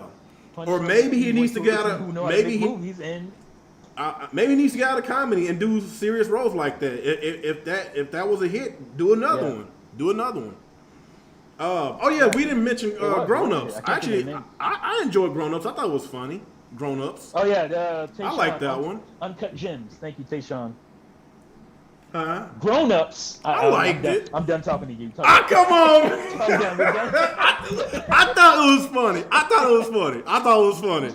Man, that movie. Those movies are utter garbage. Okay, I like those. I did like Grown Ups 1 and 2. I did like it. But the other one was trash. The other one was trash. Oh man, I thought we were on the same page here. You're talking about some damn Grown Ups. I thought it was funny. Oh, Okay, man. it had its stupid moments, but I did get some laughs. It's more of a stupid, funny type of movie. Kind of like a scary movie. It's very stupid, but it's very funny. That's like somebody saying, "Oh man, I love Eddie Murphy movies, man. I love Eddie Murphy. What was that movie? Norbit. I love." Come on, man. Norbit. Okay, Norbit is kind of like one of those type of movies for like kids. You know, kids they laugh at anything. It did have its moments that it was very cringy, but you know, kids love when adults do stupid things. You know, they'll laugh. Yeah. They'll laugh. That movie cost Eddie Murphy the Oscar, man. You still on that? It literally cost him the Oscar. I'm so sad. Come on, man. I hate that movie even more because of that. He should have got the Oscar. Yeah, you talking about for that? Was it Dreamgirls? Dreamgirls. Yeah, he was fantastic in that. Yeah, that was the movie when I found out that he was a singer. I was like, wait a minute, is he singing? What? I didn't know he was. I did not know he was a singer. I did not know. I think my girl likes to party all the time. Cause like I don't know, I wasn't like big into. No, I liked Eddie Murphy. I just knew him through his movies, but the other stuff I did not know he did a song with Michael Jackson. I just started YouTubing stuff. Oh yeah. I just started YouTubing stuff. I was like, man, this dude can sing. Yeah. So Eddie hung out with those singers back then because he was a singer too. He could sing. Dang, that dude talented. He hung out with Rick James. You know the Rick James stories. Man, you know what would be awesome if him and Jamie Foxx do a documentary together, one of those story docs. That would be awesome, dude. Ain't no lip syncing because they both are naturally talented. That would be awesome. I was telling my wife the other day, I was like, why hasn't Jamie Foxx made another song? I mean, he need to get back to singing a little bit. When was his last album? Was it Intuition? Was that his last album? I think so. Jesus, that was a long time ago. Cause I think I just married my wife when that came out. Cause I know that was a while ago. Intuition. That's I was about to say Slow Jam. That's not his song. That's Twister. Slow Jam. Slow Jam. Wow. Damn. Man, god dang, I got to pump that album back, man. It's been a long time since I listened to that. Damn. I don't know. Like, it's not like he did a lot of movies. Hey, you know how we get. We always go left or right. Yeah. You want to talk about the Series S? Yeah. So, Tayshawn said Charlie Murphy stories. So yeah, the Series S. We don't have enough details about it. They basically, they said it's going to be a 1440p console, in which that's good enough. Game's going to be running up to 120 frames per second, in which that's the main thing I want to know. Like, fuck the 4K. Exactly. Fuck the 1440. Like, if I can have games run that buttery smooth, man, then you can have my money. And it's $300. And not only that, you know what? It's just so it boggles my mind. You got people on Twitter just complaining about everything they doing, still calling it a failure and this and that, and be like, "What's the point? If you gotta finance a $300 system, then you need to make some like changes." This. I'm like, it's not the point. The point is there is an option to do that. Are you afraid of options? You're the same person that was complaining about Nintendo for not having more options. But you complaining about Microsoft having options? Like, which is it? That's just what pure, unadulterated bias and hate. None of these arguments make any lick of logistical sense. It's just hatred. I mean, that's all it is. And again, me as a Nintendo fanboy, I'm looking like I don't understand. Like, this doesn't make sense that people are hating on this thing, because this is a perfect the S is especially it is a perfect Game Pass. It is built for Game Pass. It's Yes, perfect for that. basically. Because if you're on Game Pass, you don't need discs. You know, you're not buying them. You know, you just downloading everything. So you have hundreds of games, or not hundreds, but over 100 games to choose from. You have every first-party Xbox game that comes out for free. Basically. So you buy this system, and then you pay $15 a month, and you don't need anything else. Like, sure, like the hardcore gamer would still want the Sony exclusive, whatnot. But I'm looking at like my kids and younger, the younger generation. These kids will play on their cell. They come to school. I see them, my students. They will play on their cell phone with the Xbox controller. Like, they do not care about the stuff that we care about. And a lot of these kids are playing on their Xboxes because there's so much value for them on there. They don't have to worry about. They can just get an allowance. Oh, your allowance is $15 a month. If you don't do what you're supposed to do, I'm cutting you off your Xbox Game Pass. Basically. Like, that is a huge thing for his parents. Like, that is know. a great thing to have. So I don't understand. These dudes are thinking from their little bubble, their little box. And, that's typical for most people. They can't see outside of their own head when it comes to this stuff. And a lot of it, like I said, is just pure Xbox hate, which I don't completely understand. You know how much money I saved off of Game Pass alone? I've made jokes about Xbox, but it's not serious to me. Like, it's not for some of these people, it's like a serious. It's almost cultish, and their hatred. Like, it's like if they don't say, if they don't do no Xbox hate, or if they don't be biased towards Xbox each day or twice a day, it's like they get the shakes or something. Yeah, they get the withdrawals. Like, as bad as I felt for the Wii U, and the Wii U got destroyed. It got dogged. It got dragged. Man, the Xbox. I don't know, man. I thought the Xbox got dragged more. Yeah, like I'm like, dang, this is kind of crazy. The narratives that are built up. Then you have you have these shills like Jeff Keighley running around. It's crazy. Oh, don't get me started on that shit. It's insane to me. The value in this box, it's not for me. Like, I'm getting the X. I'm getting the Series X. Like, this is not a thing for me. I want my physical copies. But I can see a lot of people, gravitating to this. Price is great, and the value, like, you can't argue with the value. No, you can't. Like, you're lying. I guarantee you. I guarantee you. The value. Each Xbox Series S is going to come with a 3-month Xbox Game Pass for free. I guarantee you it will. Doubt. They always do that. Yeah. So, like I say, will be in the box. I say so. Like, with my son, he plays a lot of video games, and a lot of his video games he played was on Game Pass.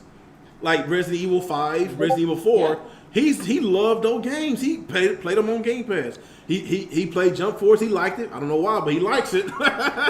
So he played that. Streets of Rage 4. He loves Streets of Rage 4. He beat it like 20 times.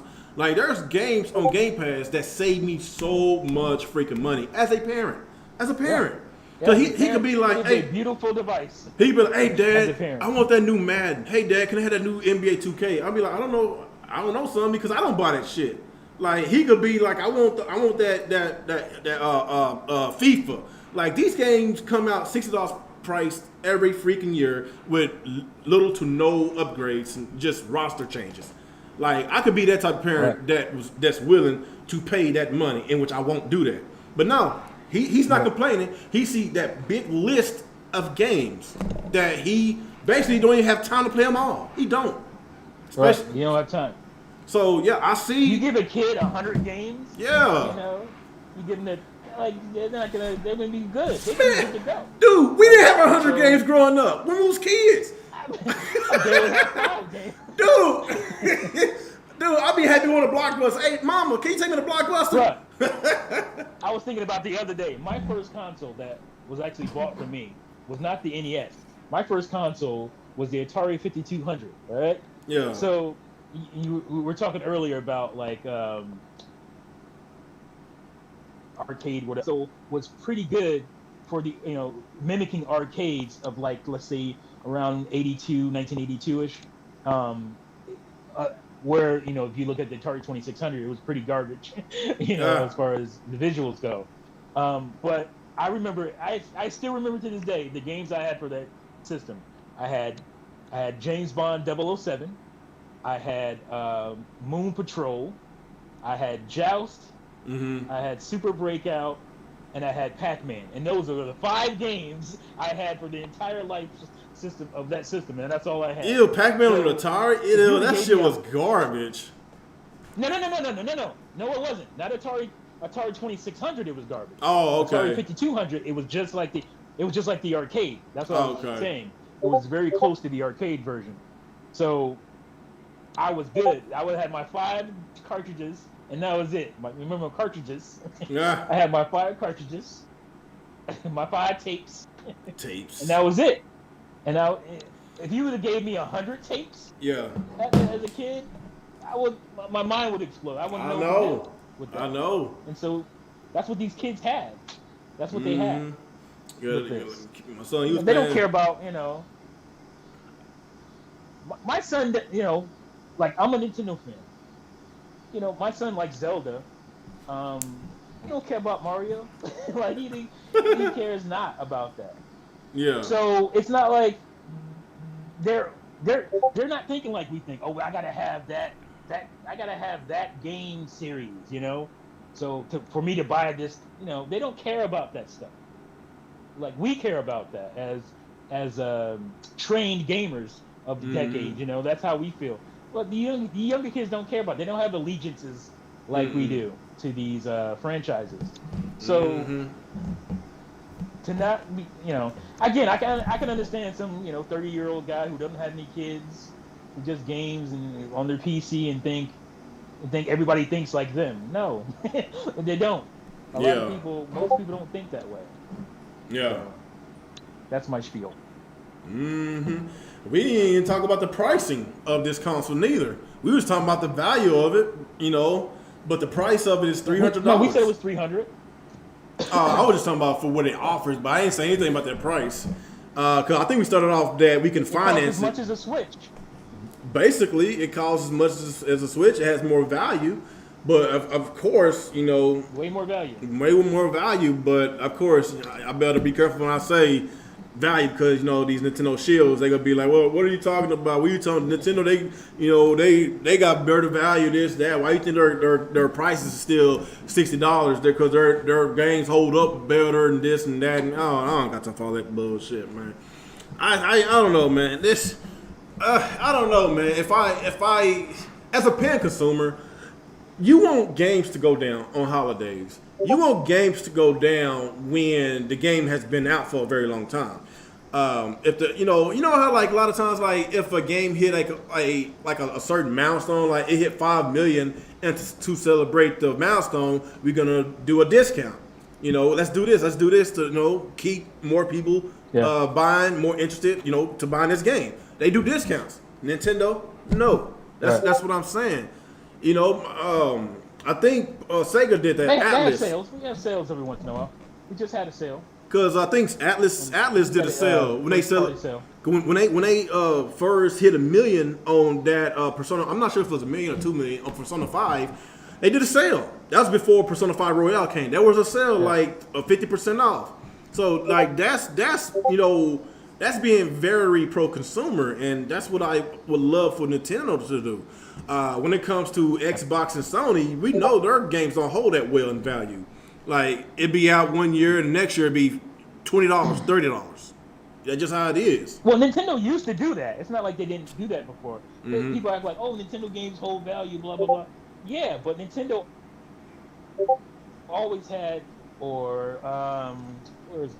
You ain't talking about the Nintendo Selects, are you? Or the, well, Select, but I'm trying to find the GameCube. Second here. I'm going to make a mess.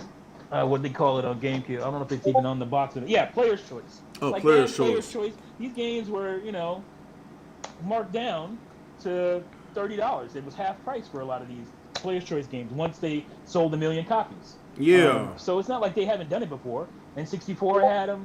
Super Nintendo had, first-party markdowns. Yeah. So it's not like it's something that they haven't done before. No, they did it before, but do they do it with their main that's franchise, like 3D Mario games, Zeldas? No, they do. Yeah. I have Mario. I don't have. Do I have it up here? Mario Sunshine. Or maybe it's in my case here. Yeah, they marked their first-party stuff down. Maybe they did because I didn't own a GameCube. I don't have a lot of it. I didn't own a GameCube, so I don't know. I don't have a lot of it because I usually buy games day one, so I don't have. I know I have Mario Sunshine. Yeah. My Mario Sunshine copy is a player's choice, so they do mark them down. They used to anyway. Where is it? It should be here. But yeah, they marked their first-party games down as well. Like I said, they did it on Wii U. They did it on Wii. They did it on N64 and GameCube. So I seriously doubt they'll do it on the Switch. I seriously doubt. I know they're not gonna do it. They're not gonna do it. No, they just marked down some games. They just marked down some. It was a sale. I don't know how long it's gonna last. No, I know you're talking about, but those are the games that a lot of people don't care about, like New Super Mario Brothers U. Who's gonna buy that? Let's be real. Splatoon 2. Yeah, but they're not marking down. They're not marking down Zelda. No, that's not gonna happen. Mario Kart. Breath of the Wild. Breath of the Wild's not getting marked down. Odyssey, those are the top sellers. They're not getting marked down. Pokemon not going to get marked down. Now, Animal Crossing would never get marked down. But there was a time that Nintendo would do that. Yeah. They did, like I said, they did it in the past. I just really hope that they don't let the success get to their heads, man. That's what's scaring me. Has. No, I just well. You know what I'm getting at. You know some of these companies, it don't have to be gaming companies. It could be just an ordinary company. They could just think they just at the top of the hill, the mountain, they could just do anything they want to, get so arrogant so they do a bunch of shady shit, and I just hope it does not bite them in the ass when it's all said and done. That's all I'm saying. Well, if they do, I hope it does bite them in the ass. that's what they did. That's what. You said they deserve it. Yeah, they deserve it. Like I'm not gonna complain about that, because if you did something, anti-consumer, then you should be punished for it. Like I don't have a problem with that. So Alex, he hit dislike Sega refugee cast. Oh gosh. Nah, he said that in my Discord. I'm not sure if he's in the chat. Nope, he's not in the chat. Where is my Mario Sunshine? Did I throw it away? I hate that game. No, I don't hate it. I'm just playing. Mm-hmm. It's just my least favorite 3D Mario game. I played a little bit. I just never finished it. Me and the Juices Loose crew, we have heated arguments about that game all the time. Like half of us, I want to say half of us. Yeah, half of us don't like it, or look at the flaws as big flaws, and half of us will defend it. We didn't get clocked it's in here. If he's still in here, he's on that side. But it's fun. It's fun debating about it. We didn't get deep into the Sonic conversation. What do they need to do to get back to the glory days? What do they need to do to fix the 3D Sonic? They got to hand Sonic. They got to hand Sonic off to some other team that knows what they're doing. I mean, that's just. They need to make a deal with like Playtonic, or some outside studio that has a lot of experience with 3D platformers. Find a group of people that did stuff in the 2000s, like the heyday of the 3D platformer, like GameCube and PS2 era. Find those guys. What are they doing right now? Put a group of those guys together. Guys who maybe worked on stuff like I don't know, what's that series? The Sphinx. Hire THQ. Look at THQ and see if you can put a group together, because they just did like the SpongeBob game for Bikini guys stuff to come together and work on a Sonic game. Yeah. Whoever doing these last 3D Sonic games, they have no clue of what to do or what they're doing. But it doesn't matter to Sonic fans; they still will buy it.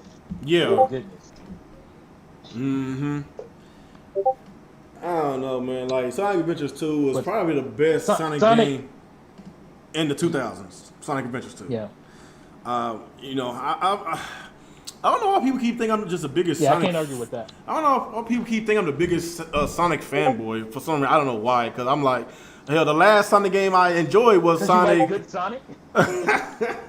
they just because I said I was a old school Sonic fan, like the Genesis days, the Dreamcast days. That's it. Like the Sonic games that was on Xbox and PlayStation, I didn't like it. Sonic was great back then, but when he wasn't great, you call it out. Like, yeah, it's not great anymore. Yeah, you want to get like back again. Well, I don't think you're not a cultist like some of these Sonic cultists are. do they need to take those characters out and just go back to the trio, Tails and Knuckles and Sonic? Leave them other characters out. Just do a good story, great gameplay. You can't do that. Oh my god! You can't do that because you're gonna piss off the cult. Man, fuck that cult fan base, man. They don't belong in there in the beginning, man. They got to go. Amy got to go. Your Amy's and your what's that big old fat one? And all this. You could, maybe keep Shadow. Keep them. Them others got to go. They got to go. I don't know. They need to it needs to get rebooted. That's what I'm saying. It needs to get rebooted. Yeah. Because, you know, it's just, it's sad. And here's the thing. I was going to say, my thing is, you know, for whatever reason, Disney made this mistake when they got Star Wars. It said, oh, whatever with all that source material we could use, we're going to go our own way. No, don't do that. Yeah. You can appease the cultists and the old school Sonic fans like ourselves, by doing a Sonic what do you call it, a Sonic Adventure style game built around the early Sonic games like Sonic 1 and 2. Yeah. Like, if you did that, like, you're gonna get everybody on that. That would be the route I would go. Because, like, especially Sonic 2. Like, Sonic 2, worldwide is so cool. You could do so much in 3D. That's what I would do. I would just try to remake Sonic 2 in 3D. Yeah. That's the route I would go. Sonic 2, huh? Sonic 2, and using Sonic 2 or 3. You can go with either one of those. Do you think they need to slow down the pacing? Do you think they need to slow down the pacing of Sonic? Is he like too fast or something? Is it too glitchy? Like, no, what you think? No, he's fast in the adventure games. Okay. I think what they need to do, how I would do it, I would have specific areas that are like platform areas. You know what I'm saying? Yeah. Like this is where you got to run around and do platforming, and like you got to do a little bit of exploring, right? Mm-hmm. And then you go to your next area. You do fast things to get to the next area where you slow it down again. So yeah, I think the Sonic Adventure games try to do that. Yeah. Maybe not expertly, but that's what I would do. But the problem is, you're gonna have to have an engine that caters to the slower stuff and then caters to the faster stuff. Yeah. And it needs to be fast. So that could be tricky. That's why some people was like, maybe they need to stay the 2D route because, you know, it's a lot easier making a 3D game with Mario since he's a lot slower paced than Sonic. You got slower. He's an explorer. Yeah. Like it's kind of hard to do like a game with Sonic, you know, just exploring because he was made to go fast. That's why I'm like, maybe they need to change it up. Maybe do like an RPG type of Sonic game, see how that works out. You know, maybe get Square Enix to develop the game. You know, like get somebody that's good in that department to make an RPG game. Just put Sonic skins on it. You know, like that, kind of like what Sonic needs its Breath of the Wild moment. Like it basically needs a game that breaks conventions. You know, like. Because if you just keep doing the same stuff, you're not going to be able to, you're not going to be able to get out of that kind of rut you're in as far as the types of games you've been putting out. Mm-hmm. Sonic needs it. Sonic needs to be Breath of the Wild. Like he needs some convention breaking. You can keep core stuff like Zelda Breath of the Wild does. It has core elements still in there, but it's time to add to Sonic. It's time to add to the gameplay of Sonic, I think. So. Yeah, not Sonic over there beating up people with his fists and stuff. No, I want classic Sonic. I want classic Sonic, not that Sonic Boom shit. Not that he's tough guy. He's just street brawler. I don't need no. Say that. I don't know, man. Maybe honestly, if Sonic Team fuck this up, I think they need to either get rid of Sonic Team or pass Sonic off to a competent company. Because one gaming company I know that can make a really good Sonic game is not available because Sony bought them. I think it's Insomniac Games. Insomniac. I think they are capable of making a good Sonic game. They are capable because it's like everything they make is a great game. What's that game on Xbox, Sunset Overdrive? I enjoyed the game. Wacky but fun. Spider-Man, great game. Ratchet and Clank. Huh? I think Sunset Overdrive is a little bit overrated, but I still enjoyed it. It's a good game. It's like each game they made this generation got better, and it started with Sunset Overdrive. Then it started. Then after that followed was the remake of Ratchet and Clank. Ratchet and Clank. Didn't they do Infamous? Second son, I don't know. I don't think they did. Who did Infamous? I thought they were doing the Infamous games. Ooh, I forgot. I gotta check that one out. But it's like each game they made got better. Start with Sunset, then Ratchet and Clank, then Spider-Man. Like those three games, it's like it gets better. Like it's like everything they touch, it gets better. Like I think they are capable of doing like a wacky type of cartoony type of game and make it better, make it fun. Well, they've done it, right? They've done.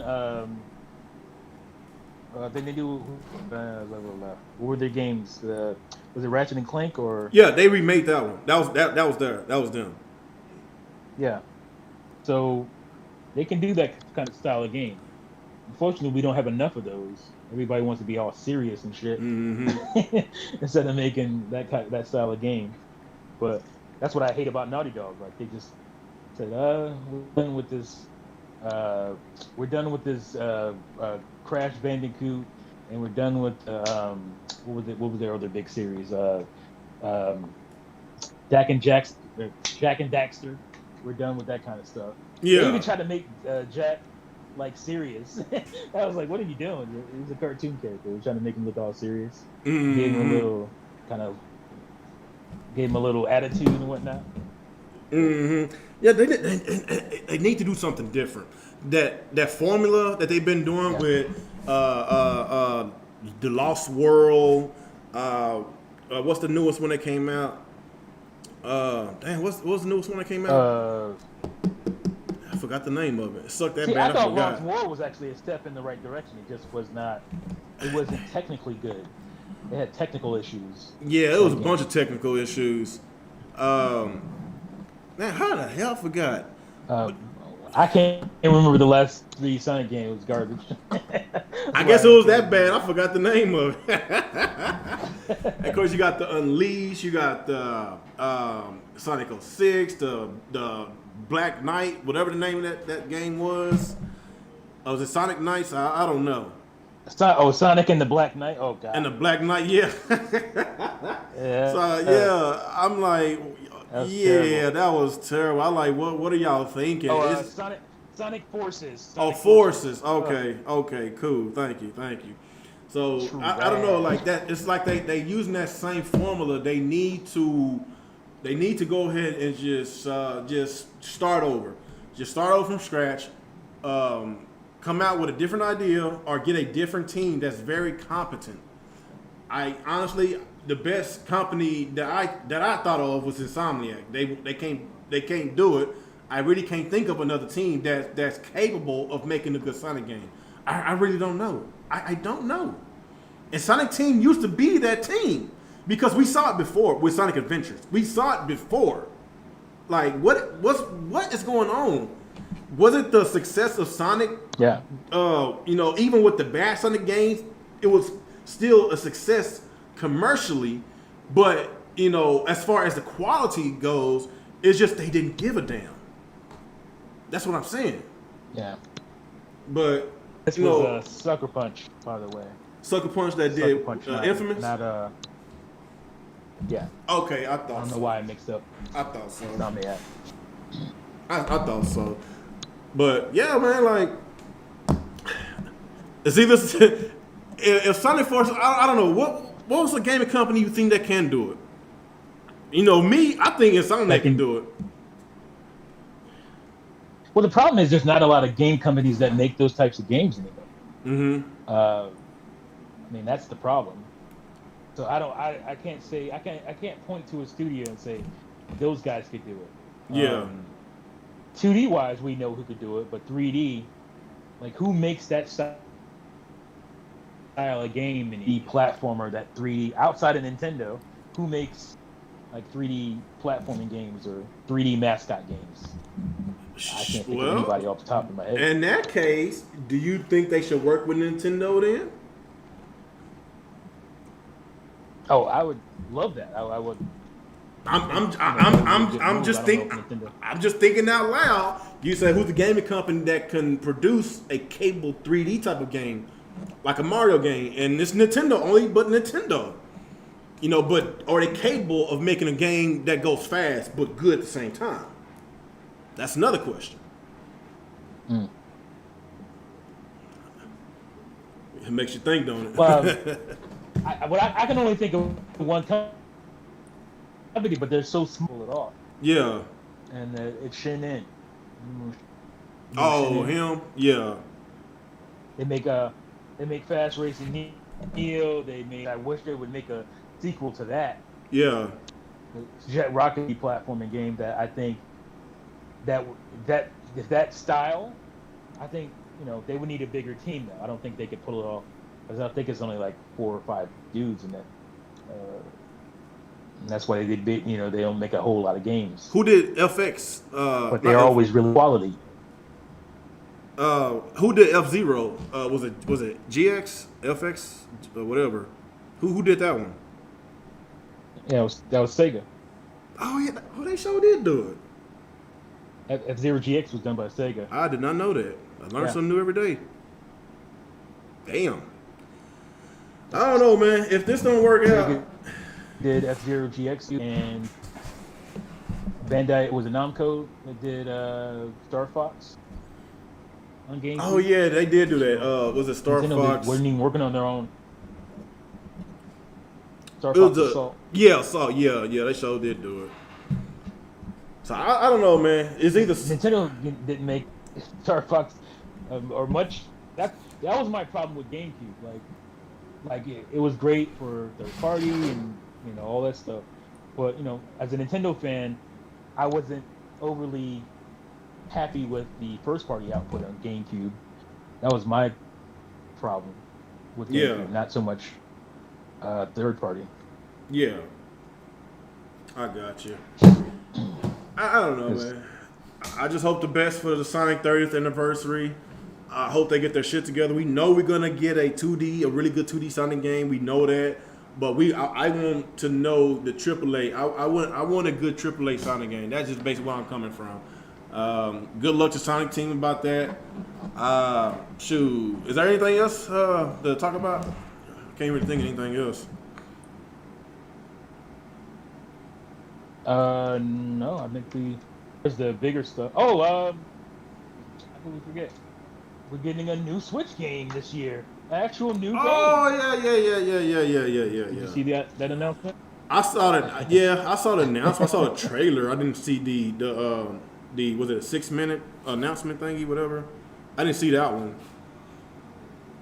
Yeah. It was it's very exciting because it's called, well, the game is Hyrule Warriors Age of Calamity. Yeah. And what I love about it is that it's going to explore what happened before Breath of the Wild, the 100 years ago, the war, the Calamity War, Yeah. which is all that backstory that you really get in the game. You didn't really get in Breath of the Wild, but you're going to be able to fight in those wars, and playing as the champions, which is great because I loved maybe not so much Rivali, but I loved all the other champions and their backstories, and I thought, man, I would love to be able to play as Urbosa in a game. Or now you can play as Urbosa, you can play as Daruk, you can play as Mipha and Rivali, and it's a Hyrule Warriors game. It's a Warriors game, I should say, but it's going to be very heavily story driven. Yeah, and you're going to have all these characters that it's going to be great. So that was a beautiful drop that I'm very excited about coming in. So that's the holiday title. We finally got one that's not a port or a collection of remasters. You know what? I called it the other day we did that podcast. I called it. I said that even though Nintendo has been on a hush a lot this year, but we keep getting these surprise announcements. I said don't be surprised if we get another surprise announcement of a game pretty soon, and a few days later, boom, this happened. Like, yeah. But I'm not going to be nitpicky, but I will point out the fact that this is not being made by Nintendo. Yes, Nintendo is heavily consulted. They're working with Koei Tecmo, but this is not a Nintendo game, So they still haven't done a whole lot this year. I still don't. It's a Koei Tecmo game. I still don't. Even though it has Zelda skin, I still don't consider it as a big holiday game.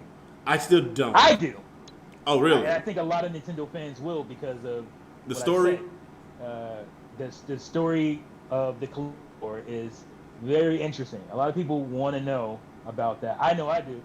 Just being able to play in a game where you're not fighting Guardians, but you're not. Well, I'm sure later in the game you'll probably end up fighting against Guardians. Mm-hmm. But if you played Breath of the Wild, you know that Guardians were made by the Sheikah as weapons to fight against Ganon and his minions. So you're going to be using, that's so cool to me. You're gonna, instead of having to fight these damn things, you're going to be using them to fight with you. I hate them goddamn things, so man. Ganon takes over. Jesus. At the end. Them things be pissing me off. I remember the first time, like the first encounters with them. The more you play the game, the more powered up you get, and it's not as frightening anymore. But it used to be. I used to run from them things, right? Well, they be having them one-shot kills, man. One shot, you're done. Oh, another one-shot kill, them little mini. What's them bosses? The mini bosses. What you call those? Oh, the. I forgot what you call them. I forgot what you call them. Lion-like creatures. The. Man, I forgot what you call them. The name right now. Now, them things are one-shot kills, man. Like, God dang. Yeah, one slice and you're done. Yeah. The Lynels. That's what Tayshawn, Lynels. The Lynels. Lynels. Yeah. Appreciate it. I love that because that's how they were in the original Legend of Zelda game. You hit you're done. You're done, son. So you're done. I thought that was cool they brought that back. Shit. You're done, son. Shit, Jalen, he said Nintendo showing more love to Zelda than Mario lately, and I love it. Hey, I can't argue with you because I'm more of a Zelda fan myself. Mario, arguably is my favorite game IP.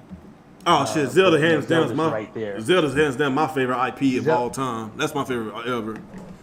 This coming from a Sega fanboy. For me, like. Just pure gaming, like just give the controllers, press start, and you go. Yeah. Like, there's nothing that touches Mario when it comes to that. So that's why, I say that. But Mario and Zelda are like right there for me. They're both. I think it's the gameplay and the exploration and the god tier freaking music. It's Zelda. I love their music, man. Oh yeah, it keeps me going. Kind of like what I'm saying is like the essence of what gaming started at. Yeah, it's pure. Put in your coin or press start and you go. Mm-hmm. and just it's pure like just pick up and play. Platforming. Yeah. Like it's just pick up and play and go. Like that's what I'm saying. Like there's not any game that really matches that. Now Zelda is more intricate, especially at this point. So they're like I said, they're right there. It's like choosing your child, you know, like that's kind of messed up. Choosing which child. Right, and you can't really do that. It's messed up. So that's how I feel about Mario and Zelda. I can't wait till Breath of the Wild 2 pretty comes much out. Equal for me. I don't know. That's why I say I wish they come out with a new Switch because that Breath of the Wild, man, come on, man, them frame rates, dog. But no, I'm glad you said that. If you look at Hyrule Warriors Age of Calamity, it looks like a better Breath of the Wild. Like it visually looks. I got to look at it. Over Breath of the Wild. It's the same visual style. Yeah. But you can see the detail has been bumped up. That's because the Breath of the Wild was a port. That was a Wii U port, so that might have something to do with it. Right. This game is built ground up, and so will Breath of the Wild 2 or whatever they call it. That's going to be ground up on the Switch. So I expect, I don't expect anything crazy, but I expect that plus. Whatever, I think plus is the best thing. The little plus symbol. Yeah. Should launch with Breath of the Wild 2 or whatever, like I said, and give you like the more RAM and all that kind of stuff. Just the little tiny things on the edge that make the game a little bit better on the plus version. I'm gonna pick it up. I'm gonna pick it up. I'm still thirsty for them Switch games, man. I'm still thirsty, dog. Come on, Nintendo. Dude, like I don't know. I don't know. Animal Crossing sold well, but I guess you can. I don't consider it as a banger, but sales wise, it's not a. I don't know. Do you consider it as a hardcore game? I don't. No, it's not a hardcore game. Now, there are hardcore gamers but they're hardcore Animal Crossing fans. Yeah. But is it a hardcore game? No. If it was, it wouldn't sell as well as it did. It is a crossover, what do you call it? Casual game. Like it has crossover casual appeal. That's why it sells so well. But is it a hardcore game? No. Is it a hardcore Nintendo game? No. And this is coming from an Animal Crossing fan. Since, reading magazines about it in N64 and whatnot. It was supposed to come out. Well, it did come out on N64 in Japan, but it ported it to GameCube for the North American version. So, but I realize that genre is a niche genre. It's not a, everybody can get excited about Animal Crossing because they can't. You have to be somewhat a fan of that genre of game, Whereas, you look at a game like Zelda or Mario, and most everybody it appeals to way more people, regardless of how it sells. Like, obviously, Animal Crossing outsold both of those games. That's crazy, dude. But it just appeals to way more just average gamers. So it's not as exciting to get, Animal Crossing as it would be to get a new Zelda Mario. And I think most people would tell you that. Yeah, somebody's mentioned that. It's crazy. And that's only one game. It's like we got a Zelda trilogy. It's like we got a Zelda trilogy faster than we got a Metroid trilogy. We got a Mario trilogy faster than we got a Metroid trilogy. And how long has the Metroid Prime trilogy been rumored to come over? It's been rumored for about a couple of years now. What's that? I said, how long has that Metroid Prime trilogy rumor? The rumors. It's been a rumor for like the past year or two. And now we just. Man, like I don't know. It's been a couple years. Yeah. I think didn't it start in 2017? Well, the deal with that is if they consider it as a failure and don't sell, then why even start on the Metroid Prime 4? That doesn't make no sense. You want people to get excited about your new game that you're developing. Why don't you get some of these people to buy the trilogy that don't know anything about the trilogy? Like some people are just going to jump straight on Metroid Prime 4 because they never played the series before because Metroid Prime really had sold that well. Metroid Prime, the series itself, is the best-selling game out the series. And they barely sold 2.7, 2.8 million. That's the very first Metroid Prime game. So I think it will be, and I think it will be best if Nintendo can go ahead and release that trilogy in HD. I just where I'm coming from. If they plan on releasing Metroid Prime 4 within a year or two, please release the trilogy sometime next year. It shouldn't take that much to release it. It shouldn't take that long. No. I'm looking at because my boy Retro Death commented on my Super Mario 3D All Stars is utterly lazy video. Oh boy! And he said, why are so many people salty over this video? And it has 56 likes and 29 dislikes. Yeah. So, but I guarantee what I wrote back to him was that I guarantee you, most people didn't watch the video. Nope, they see the title. Yep. They probably saw the title, jumped in, hit dislike, and bounced. Because if you watch the video, you can't really dispute anything I'm saying. And I'm not even really getting that hard on the game itself.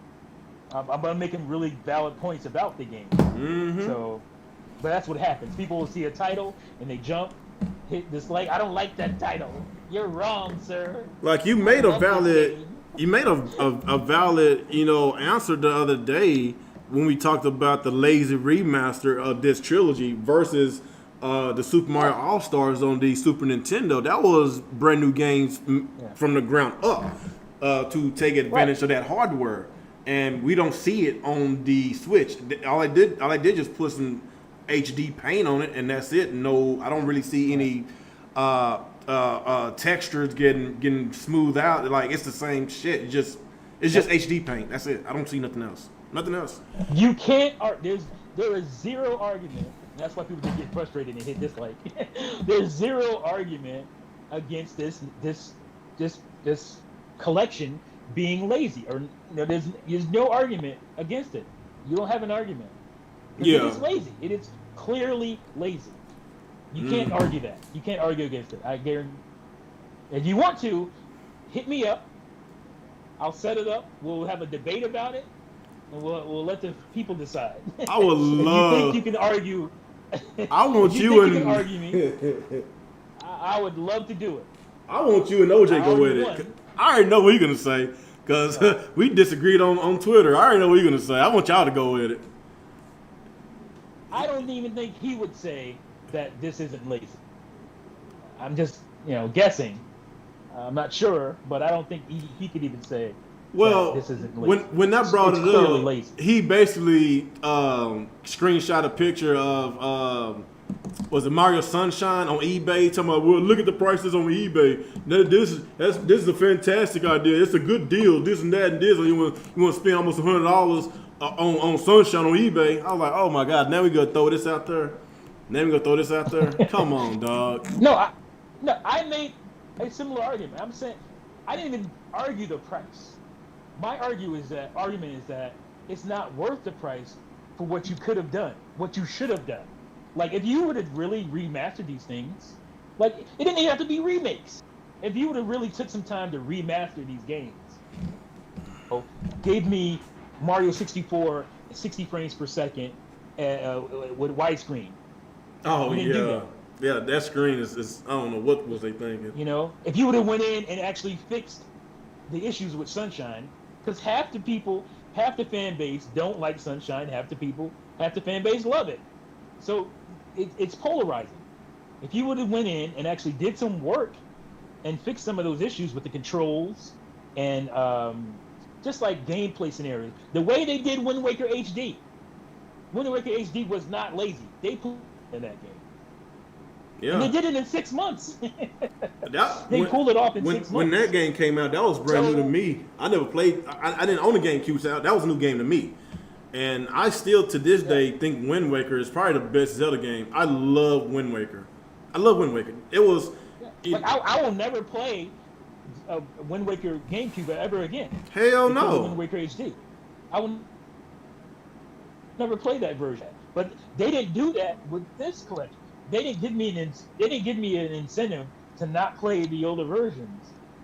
Because I'm like, well, it's not. You haven't done enough to these games for me to rebuy them. So why would I care to play those versions? It's lazy. I mean, it's just pure and simple laziness. You know. Like, well, that's possible. Why didn't they give us Mario? Why didn't they give us Mario 64 DS?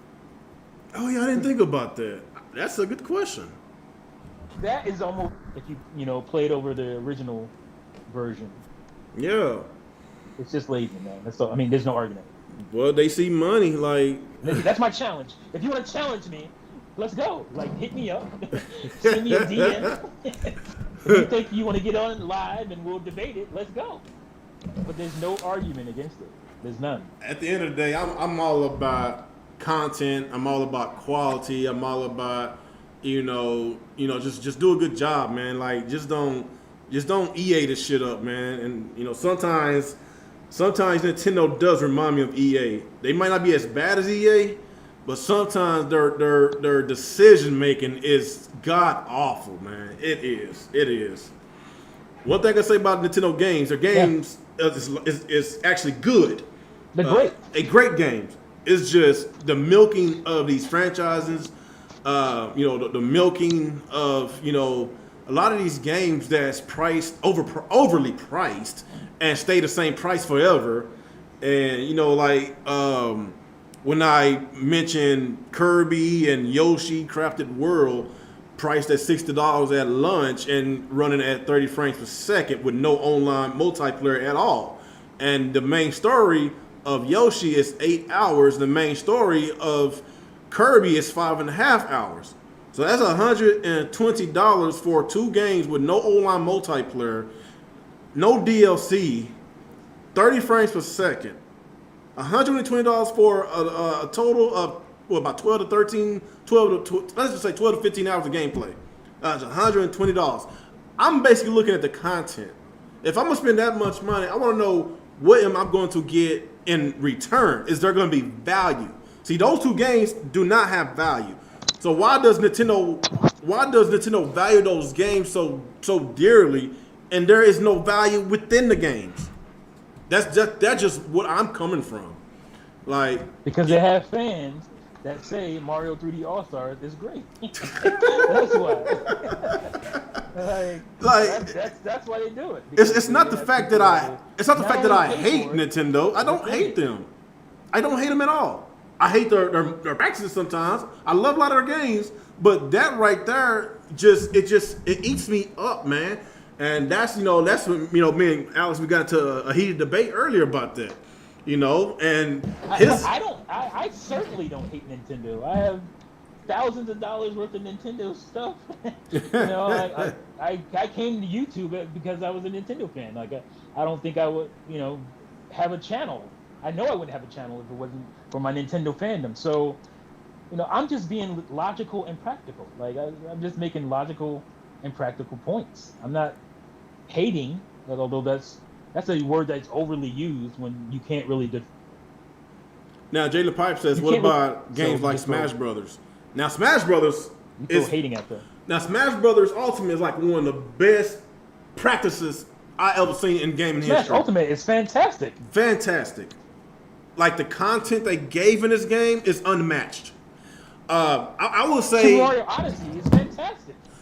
Like I would say, if you want a fighting game, whatever, if you consider it a fighting game, whatever, the only other fighting game that I see that's on the same level as Smash Brothers, as far as quality wise, as far as all the characters, is Marvel vs. Capcom 2. When they got over 60, 70 characters, you ain't got to pay for no DLC. You unlock the characters. Now that right there is awesome. We had to do the same thing with Smash Brothers Ultimate. We had to unlock them. So yeah, you had to unlock everybody. So as long as we didn't have to spend extra money, I was fine. And people were complaining about that shit. Like, we don't have to unlock everybody. What a bunch of lazy ass gamers we have. It's sad. It's sad. You can't make everybody happy. It's kind of like they would have went and paid for that shit. Oh, I'll pay for it. It's kind of like with the Xbox One. It's kind of like with the Xbox Series S deal we was talking about earlier, when they talking about if you gotta finance this game, you usually make some better life decisions. Like, you asshole. It's not about making better life decisions. It's about the option that this company is giving people. Not everybody had that option. I think it's a pro-consumer option. I'm looking at that. I don't understand these weirdo excuses or like just strange point of view that people have. Only when it comes to like Xbox, like that, it's weird. It just gets weird how they kind of turn themselves into a pretzel to make an argument that's not really there. It's strange, man. These people, fanboyism is something else. I'm too grown for this. I'm too grown to be making all these videos just crying all day, making videos crying about pro-consumer moves. Like, it's pro-consumer. Why do I want to be against it? There's not one negative to the Xbox Series X. There's not one negative to that thing. There's not. You can say, well, it doesn't have compelling software, but that's something for you. For the average person out there, this is a great value. Like, it doesn't make sense. It doesn't. Your argument makes no sense. One thing about what pisses me off. $315, you got a console and over 100 games. Where's the complaint? Like, I don't understand. But I don't understand the fact that Microsoft and Sony share probably like 80-90% of the same games. The third party games. If not more, I said like 95%. Yeah, like exclusives only make up less than 10% of your whole entire gaming library. Less than 10%. So, Microsoft and Sony, they share just about all the third party games. It used to be Sony had more, but Phil Spencer got more serious with Japanese support. And we saw over these past 2 to 3 years, there's a lot more Japanese games that you would not normally see on an Xbox console. Like Dragon Quest, that was a surprise. Kingdom Hearts 3, that's a surprise. Phantasy Star Online 2, that's a surprise. Now they brand new with Phantasy Star Online 2 Genesis, brand new from the ground up. Like, I'm looking at all these games that you would never see on Xbox. Like, I'm not sure if that's gonna be on Sony. I'm not sure. I don't know. But at the end of the day, it's about what is your preferred console of choice. Like, if I prefer to play console more than the other console, like, even though this console I like is Xbox, that's always been my preferred console of choice all these years, there's games that I like that's going to be on that console. Maybe the exclusive games might not be as good as the other console, but at the end of the day, I'm going to be happy because there's a lot of games that is on the other console that I get to play on my preferred console of choice. That's basically what I'm saying. Like, why can we not be happy for playing games that going to be on other consoles? Like, can we all just be happy? Like, it just doesn't make sense. We can't be happy. Like, okay. I'll ask these people. Do you think or don't you think Apple Arcade? I think, is that what it's called? Do you think they don't make money? I know they do. Yes. Apple Arcade makes tons of money. Okay, so what are their exclusives? Thank you. Exactly. Same with PC gaming. Microsoft. Exactly. That's what Microsoft is trying to get to. Like, that's what they're trying to get to. But they will have exclusive games for their platform, not just their console, but for their platform from Microsoft. So you still will get those. They bought all these damn studios who are known to make great games. Those games will come at some point. Yeah, that's some point. What will be the argument then? All I know it's been a bunch of crying Sony fanboys. They didn't have all those games at launch. When Horizon. I made the point, like PlayStation has been going along for 20 years without having overly compelling launch titles. You could say, well, there's a couple of games. Spider-Man Miles Morales is coming, and Ratchet and Clank. It's funny to me because nobody cared about Ratchet and Clank before it was coming to PS5. But we'll throw that in there too. I actually like Ratchet and Clank. It was a good game. We'll throw that out there. No. No, I'm not. I love Ratchet and Clank. I love Ratchet and Clank games. I'm just saying all this accolades from these so-called hardcore gamers who would never touch Ratchet and Clank before what it could do on the PS5. That's just, I find that kind of hypocritical and hilarious. But what I'm saying is, Sony has gone all these generations with not having overly compelling software at launch. What made you buy PS1 at launch? The PS1? What made you buy a What made you buy a PS3 at launch?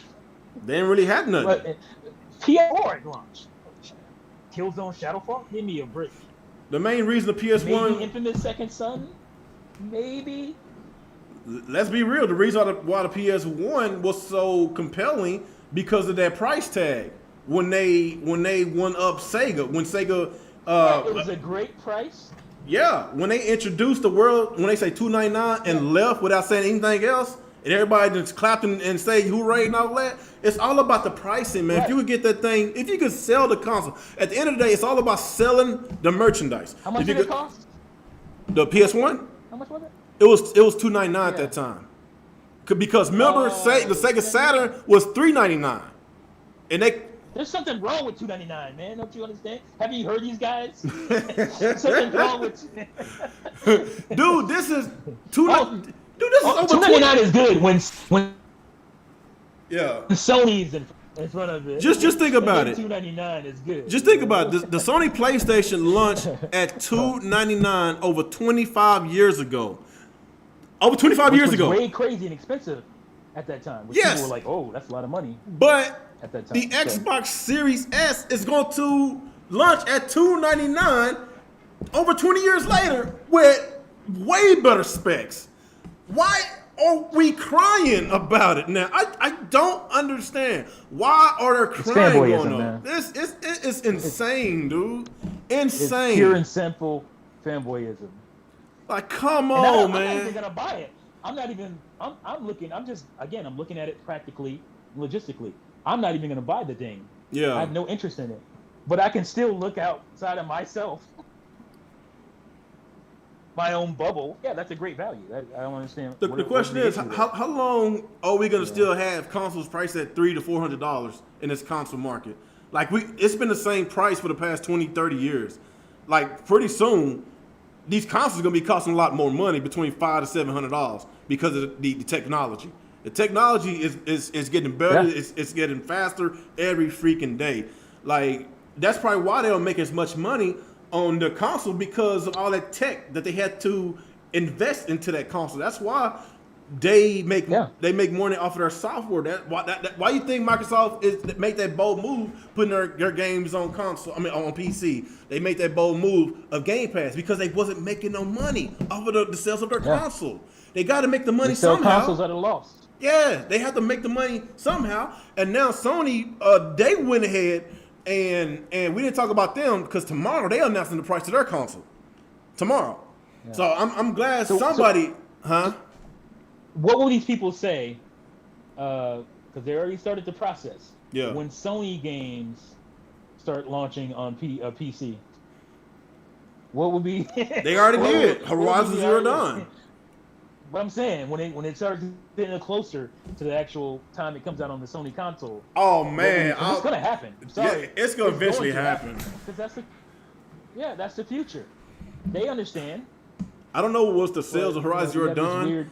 I swear, if Horizon Zero Dawn sells millions of copies on Steam, you better get ready. Sony is going to, heavily put their games on PC. I see it coming, man. I see it. Right now, Sega's doing it. They saw the success. Sony, they wet the waters. Actually, Microsoft did it first. Then you got Sony doing it. Now Sega doing like PC gaming is probably gonna be the place to go pretty soon. I'm just being real. And you have all these. This is fucking despicable. You have all these so-called wannabe PC tech heads, armchair tech heads. Well, that is gonna hold back gaming.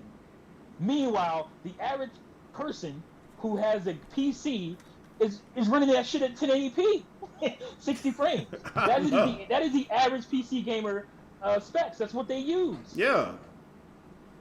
So basically, all this bullshit talk about it's infuriating, man. It's like you guys are talking out of your ass. You don't know. You're just making stuff up. Yeah. You try for whatever reason to make something good look bad. Like it's just, I find it. I just find it strange. Gamers that are saying no, I don't want cheaper and more. Mm-hmm. What? Sound like a Nintendo fan. What? Isn't that what PC dudes are all about? Isn't that the PC guys thing that I don't pay full price for games. I wait for Steam sales. Blah blah blah. But when you have value on a console, that's a bad thing. I'm confused. I'm just confused. I'm sitting back confused, man. That's why I stay in my bowl and I just leave certain people alone because you can argue with these guys. I swear you're gonna lose brain cells, and after that conversation, you're gonna feel dumb as hell. you're gonna feel like, man, I think I'm retarded. It's fun. I get the fun of pugilism, but when you get to this level, I understand the fun of like console versus console pugilism. There is some entertainment to be had in that. But when you get to start, when you start changing logic, when you start making up facts, I swear it's like try to make it look bad. You lose me. You lose me. It's like arguing with. It's kind of like Cole from Martin arguing with Waldo from Family Matters. That's just basically how it is. It ain't getting nowhere, man. It's that bad, man. You're right, that ain't going nowhere. That ain't going nowhere, dude. Wow, like oh my goodness. That might be one of the reasons why I just stopped doing videos. It just people they say the most ridiculous thing, and this whole Mario 3D collection got a lot of Nintendo fans just up in arms, and they think it's the best thing. My video. I'm gonna see it out after this. It's crazy. You know what's so crazy? See, this is why Nintendo gets away with this stuff. They are number one sellers of Amazon this year. The Mario 3D collection, the number one game this year, sold on Amazon. The game is not even out yet. Like, are you kidding me, dude? But here's the thing I just want to point out. I keep plugging my video. But here's the thing. I have 30 downvotes, right? You think I got 30 comments defending the All-Star? Hell no. No. They won't defend it. It's easy thing to do is hit thumbs down. That's easy. Now go down in the comment section and explain your thumbs down. They can't do that. They won't do that. It's crazy, man. That's typical. That's typical. Shilling and fanboyism. That's what they do. They won't defend their point of view or make a valid argument against what I'm saying. The easy thing is just to, I don't like you. Click. Oh boy. So is there anything else to talk about? It's good. Of course, like I say, tomorrow. I'm exhausted, literally. Dang, how long we been doing this? About 3 hours now? God dang, boy, I swear we got some wind when we go, boy. God dang, boy, we can go for a while, can't we? Well, I'm from New York. I can talk my ass off. So you ain't the only one, man. Like when I go over my parents' house, like a lot of times I'll be back. I'm just drop something off. I'm gonna just say hi, whatever. My wife be like, stop lying. Because every time you go over there, you don't come home till about 10, 11 o'clock at night. You be over there about 5 hours. I'll be like, hey, you better talk to my dad about that. Because every time I be like, well, I gotta go. He followed me to the car. I'm getting in the car. He's right. Yeah, no, I'm in the car sitting down for 2 more hours talking. I'll be like, hey, man, I gotta go, man. Somebody call you back in the house. Oh, all right, yeah. Let me get that. Shoot, man. I'm like this. You back to being stuck again. I know. But I guess that about wraps it up. I probably need to change this title because we've talked about a lot of stuff. So yeah, even though we ain't really had we always do. Yeah. Ooh, especially the after podcast. Jesus Christ. When we get to that politics stuff, I'm like, woo! Oh man, it's this woo. I can't do that tonight. No. I don't have the win for that tonight. Kamala Harris wearing some Chuck Taylors, man. We should vote for her. We should vote for Biden. They wear Chuck Taylors. Talking about pandering, man. Oh man. Okay, let me leave that alone. All right, okay. It was a good podcast. Appreciate you coming by. And we started out some retro stuff, then we got into the new generation stuff. But we're gonna talk about more retro stuff next time. It was just we technically had some breaking news today, so I kind of want to talk about that as well. Make sure you hit the like button. We barely even got people in today, so y'all tripping. 8 people watching, man. God damn, my channel is dead, dog. It is dead. Hey, it ain't just you, bro. Shit, boy, that algorithm, boy. I'm gonna file a complaint. Racism. You better start talking about politics. That's how you're gonna get some clicks. See, that's what you gotta do. Oh yeah, I ain't trying to do all that shit. But then you're gonna get a lot of bots and trolls and trolls all. And you don't deal with that. I'm gonna get those we was kangs and shit. We was kangs. We was kangs and shit. What was the other one? I didn't do nothing. Yeah, I didn't do nothing. Wow, boy, they be busting our head open with that stuff. Man. It's so crazy. They say the same shit all the time, man. Like, be original. Say something else, man. It's funny. It's funny to me. But anyway, I laugh at it. Yeah, I do. It's funny, especially when you go to those Egypt videos. Who was the original Egyptians, boy? You go.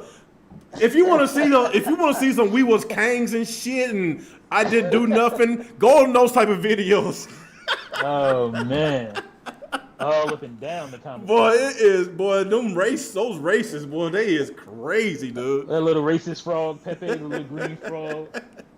Jesus Christ. What's up, Gruder? Man, you late as hell. We about to close out. But yeah, man, like I said, it was a good podcast. Appreciate you coming by, and we try to do this again next Tuesday. Do it again, and I had fun. Talk some more retro stuff. Man, if I got some more stuff coming in, probably sometime next week, because three of my orders was shipped to the wrong address, so that was stolen. Yeah, tried to talk to U.S. Was it USP? United States Postal Service. USPS. Yes, I talked to them. They said it went to my address. I said, no, it did not. When I got that email, I checked my box, my mailbox, checked my front door. It was like there was nothing there. Matter of fact, I checked. The press trying to sabotage the USPS, so that's why you're having issues. Right? Oh boy, there we go. Yeah. It's facts. But yeah, I got three. They had to hit. So I had to hit up Nightwing Productions. I told him what was going on. I screenshotted that email, and the email saying that it was shipped to some address in a different city. I won't say address. They didn't give me the address. They gave me the zip code. I said, yeah, man, this is not my zip code. He was like, are you serious? Like, yeah, he know that they shipped it to the wrong address. So he said he's going to go ahead and just make me brand new copies. He hate to do it, but hey, it is what it is. It is. But yeah, you should check him out, man. You still ordering from that guy? No, I haven't spent. I'm trying to, be a little bit more frugal, but I will. I definitely. He's cheap. He's cheap as hell. $20. But we're in the pandemic. Like I said about Nintendo, you don't want to go above your means. You'll be in trouble. $20, man. Come on, man. $20. Hey, that's dinner, man. That's hey, $20 of a dinner for 4? Hell no. For who? Yeah. The dollar menu? Where you shop at? I'm talking about you got to cook it. You have to. Oh, it depends if you use coupons or not. If you got coupons, I use coupons sometimes. It's kind of hard to feed a family of. I got a family of 5. It's kind of hard to feed us all for $20. I can do it easy. Well, if you go grocery shopping at a cheaper store, then you maybe. Go grocery shopping. But if you go like to a fast food place, that's not possible unless you got some coupons. No, I'm not talking about no damn fast food. I'm talking about real food, man. No, it's possible. It depends on where you go. You can easily have a dinner put together for $20. That's true. But anyway, it's time for us to get up out of here. I didn't think it was going to be here this long, but it's always like that with us too. I guess you got talking motherfuckers. So you got anything plans for your channel? I'm gonna be streaming. I'm dropping. You dropping what? Every day of the week, you'll see a video. Oh, okay. So I'm dropping quite a few videos this week. Every day of the week, you're gonna see a video. So. Okay, so yeah, y'all make sure y'all tune in to Mr. T's channel. I'm gonna leave his his channel link description. The people that's here and the people that's gonna tune into the video later. So y'all make sure y'all check him out. He's actually been more active than me on my channel. I know a lot of people been asking me, am I gonna start doing standalone videos again? They want to know, are you gonna start doing ranting videos? Because there's a lot of stuff I could be ranting about. I don't know, man. It depends. Yeah, I mean, huh? Yeah, that all as far as you saying you're not getting a lot of activity. People may, if you go away for a while, people go away for a while too, and it takes some time for them to come back. Yeah, you got to be consistent for them to come back regularly. So that is true. That is true. Maybe I'll start some drama and just start talking about all these other YouTubers. Maybe I get some clickbaits. Start making some rant videos on other YouTubers. There you go. But anyway, I appreciate you coming, and everybody tuning in for the Real Talk podcast. This coming up Friday. We're gonna try to do it. We're gonna try to do it again next week on Tuesday, the RGNT show. We're gonna still talk about retro stuff, retro gaming, and if y'all got some y'all wanna, if y'all got any ideas what we should talk about, just put it in the comment section below. Like, if y'all got any ideas, there's a lot of stuff to talk about with retro. There's a lot of stuff. So appreciate everybody coming out, and we will see y'all on the next ride. Peace out.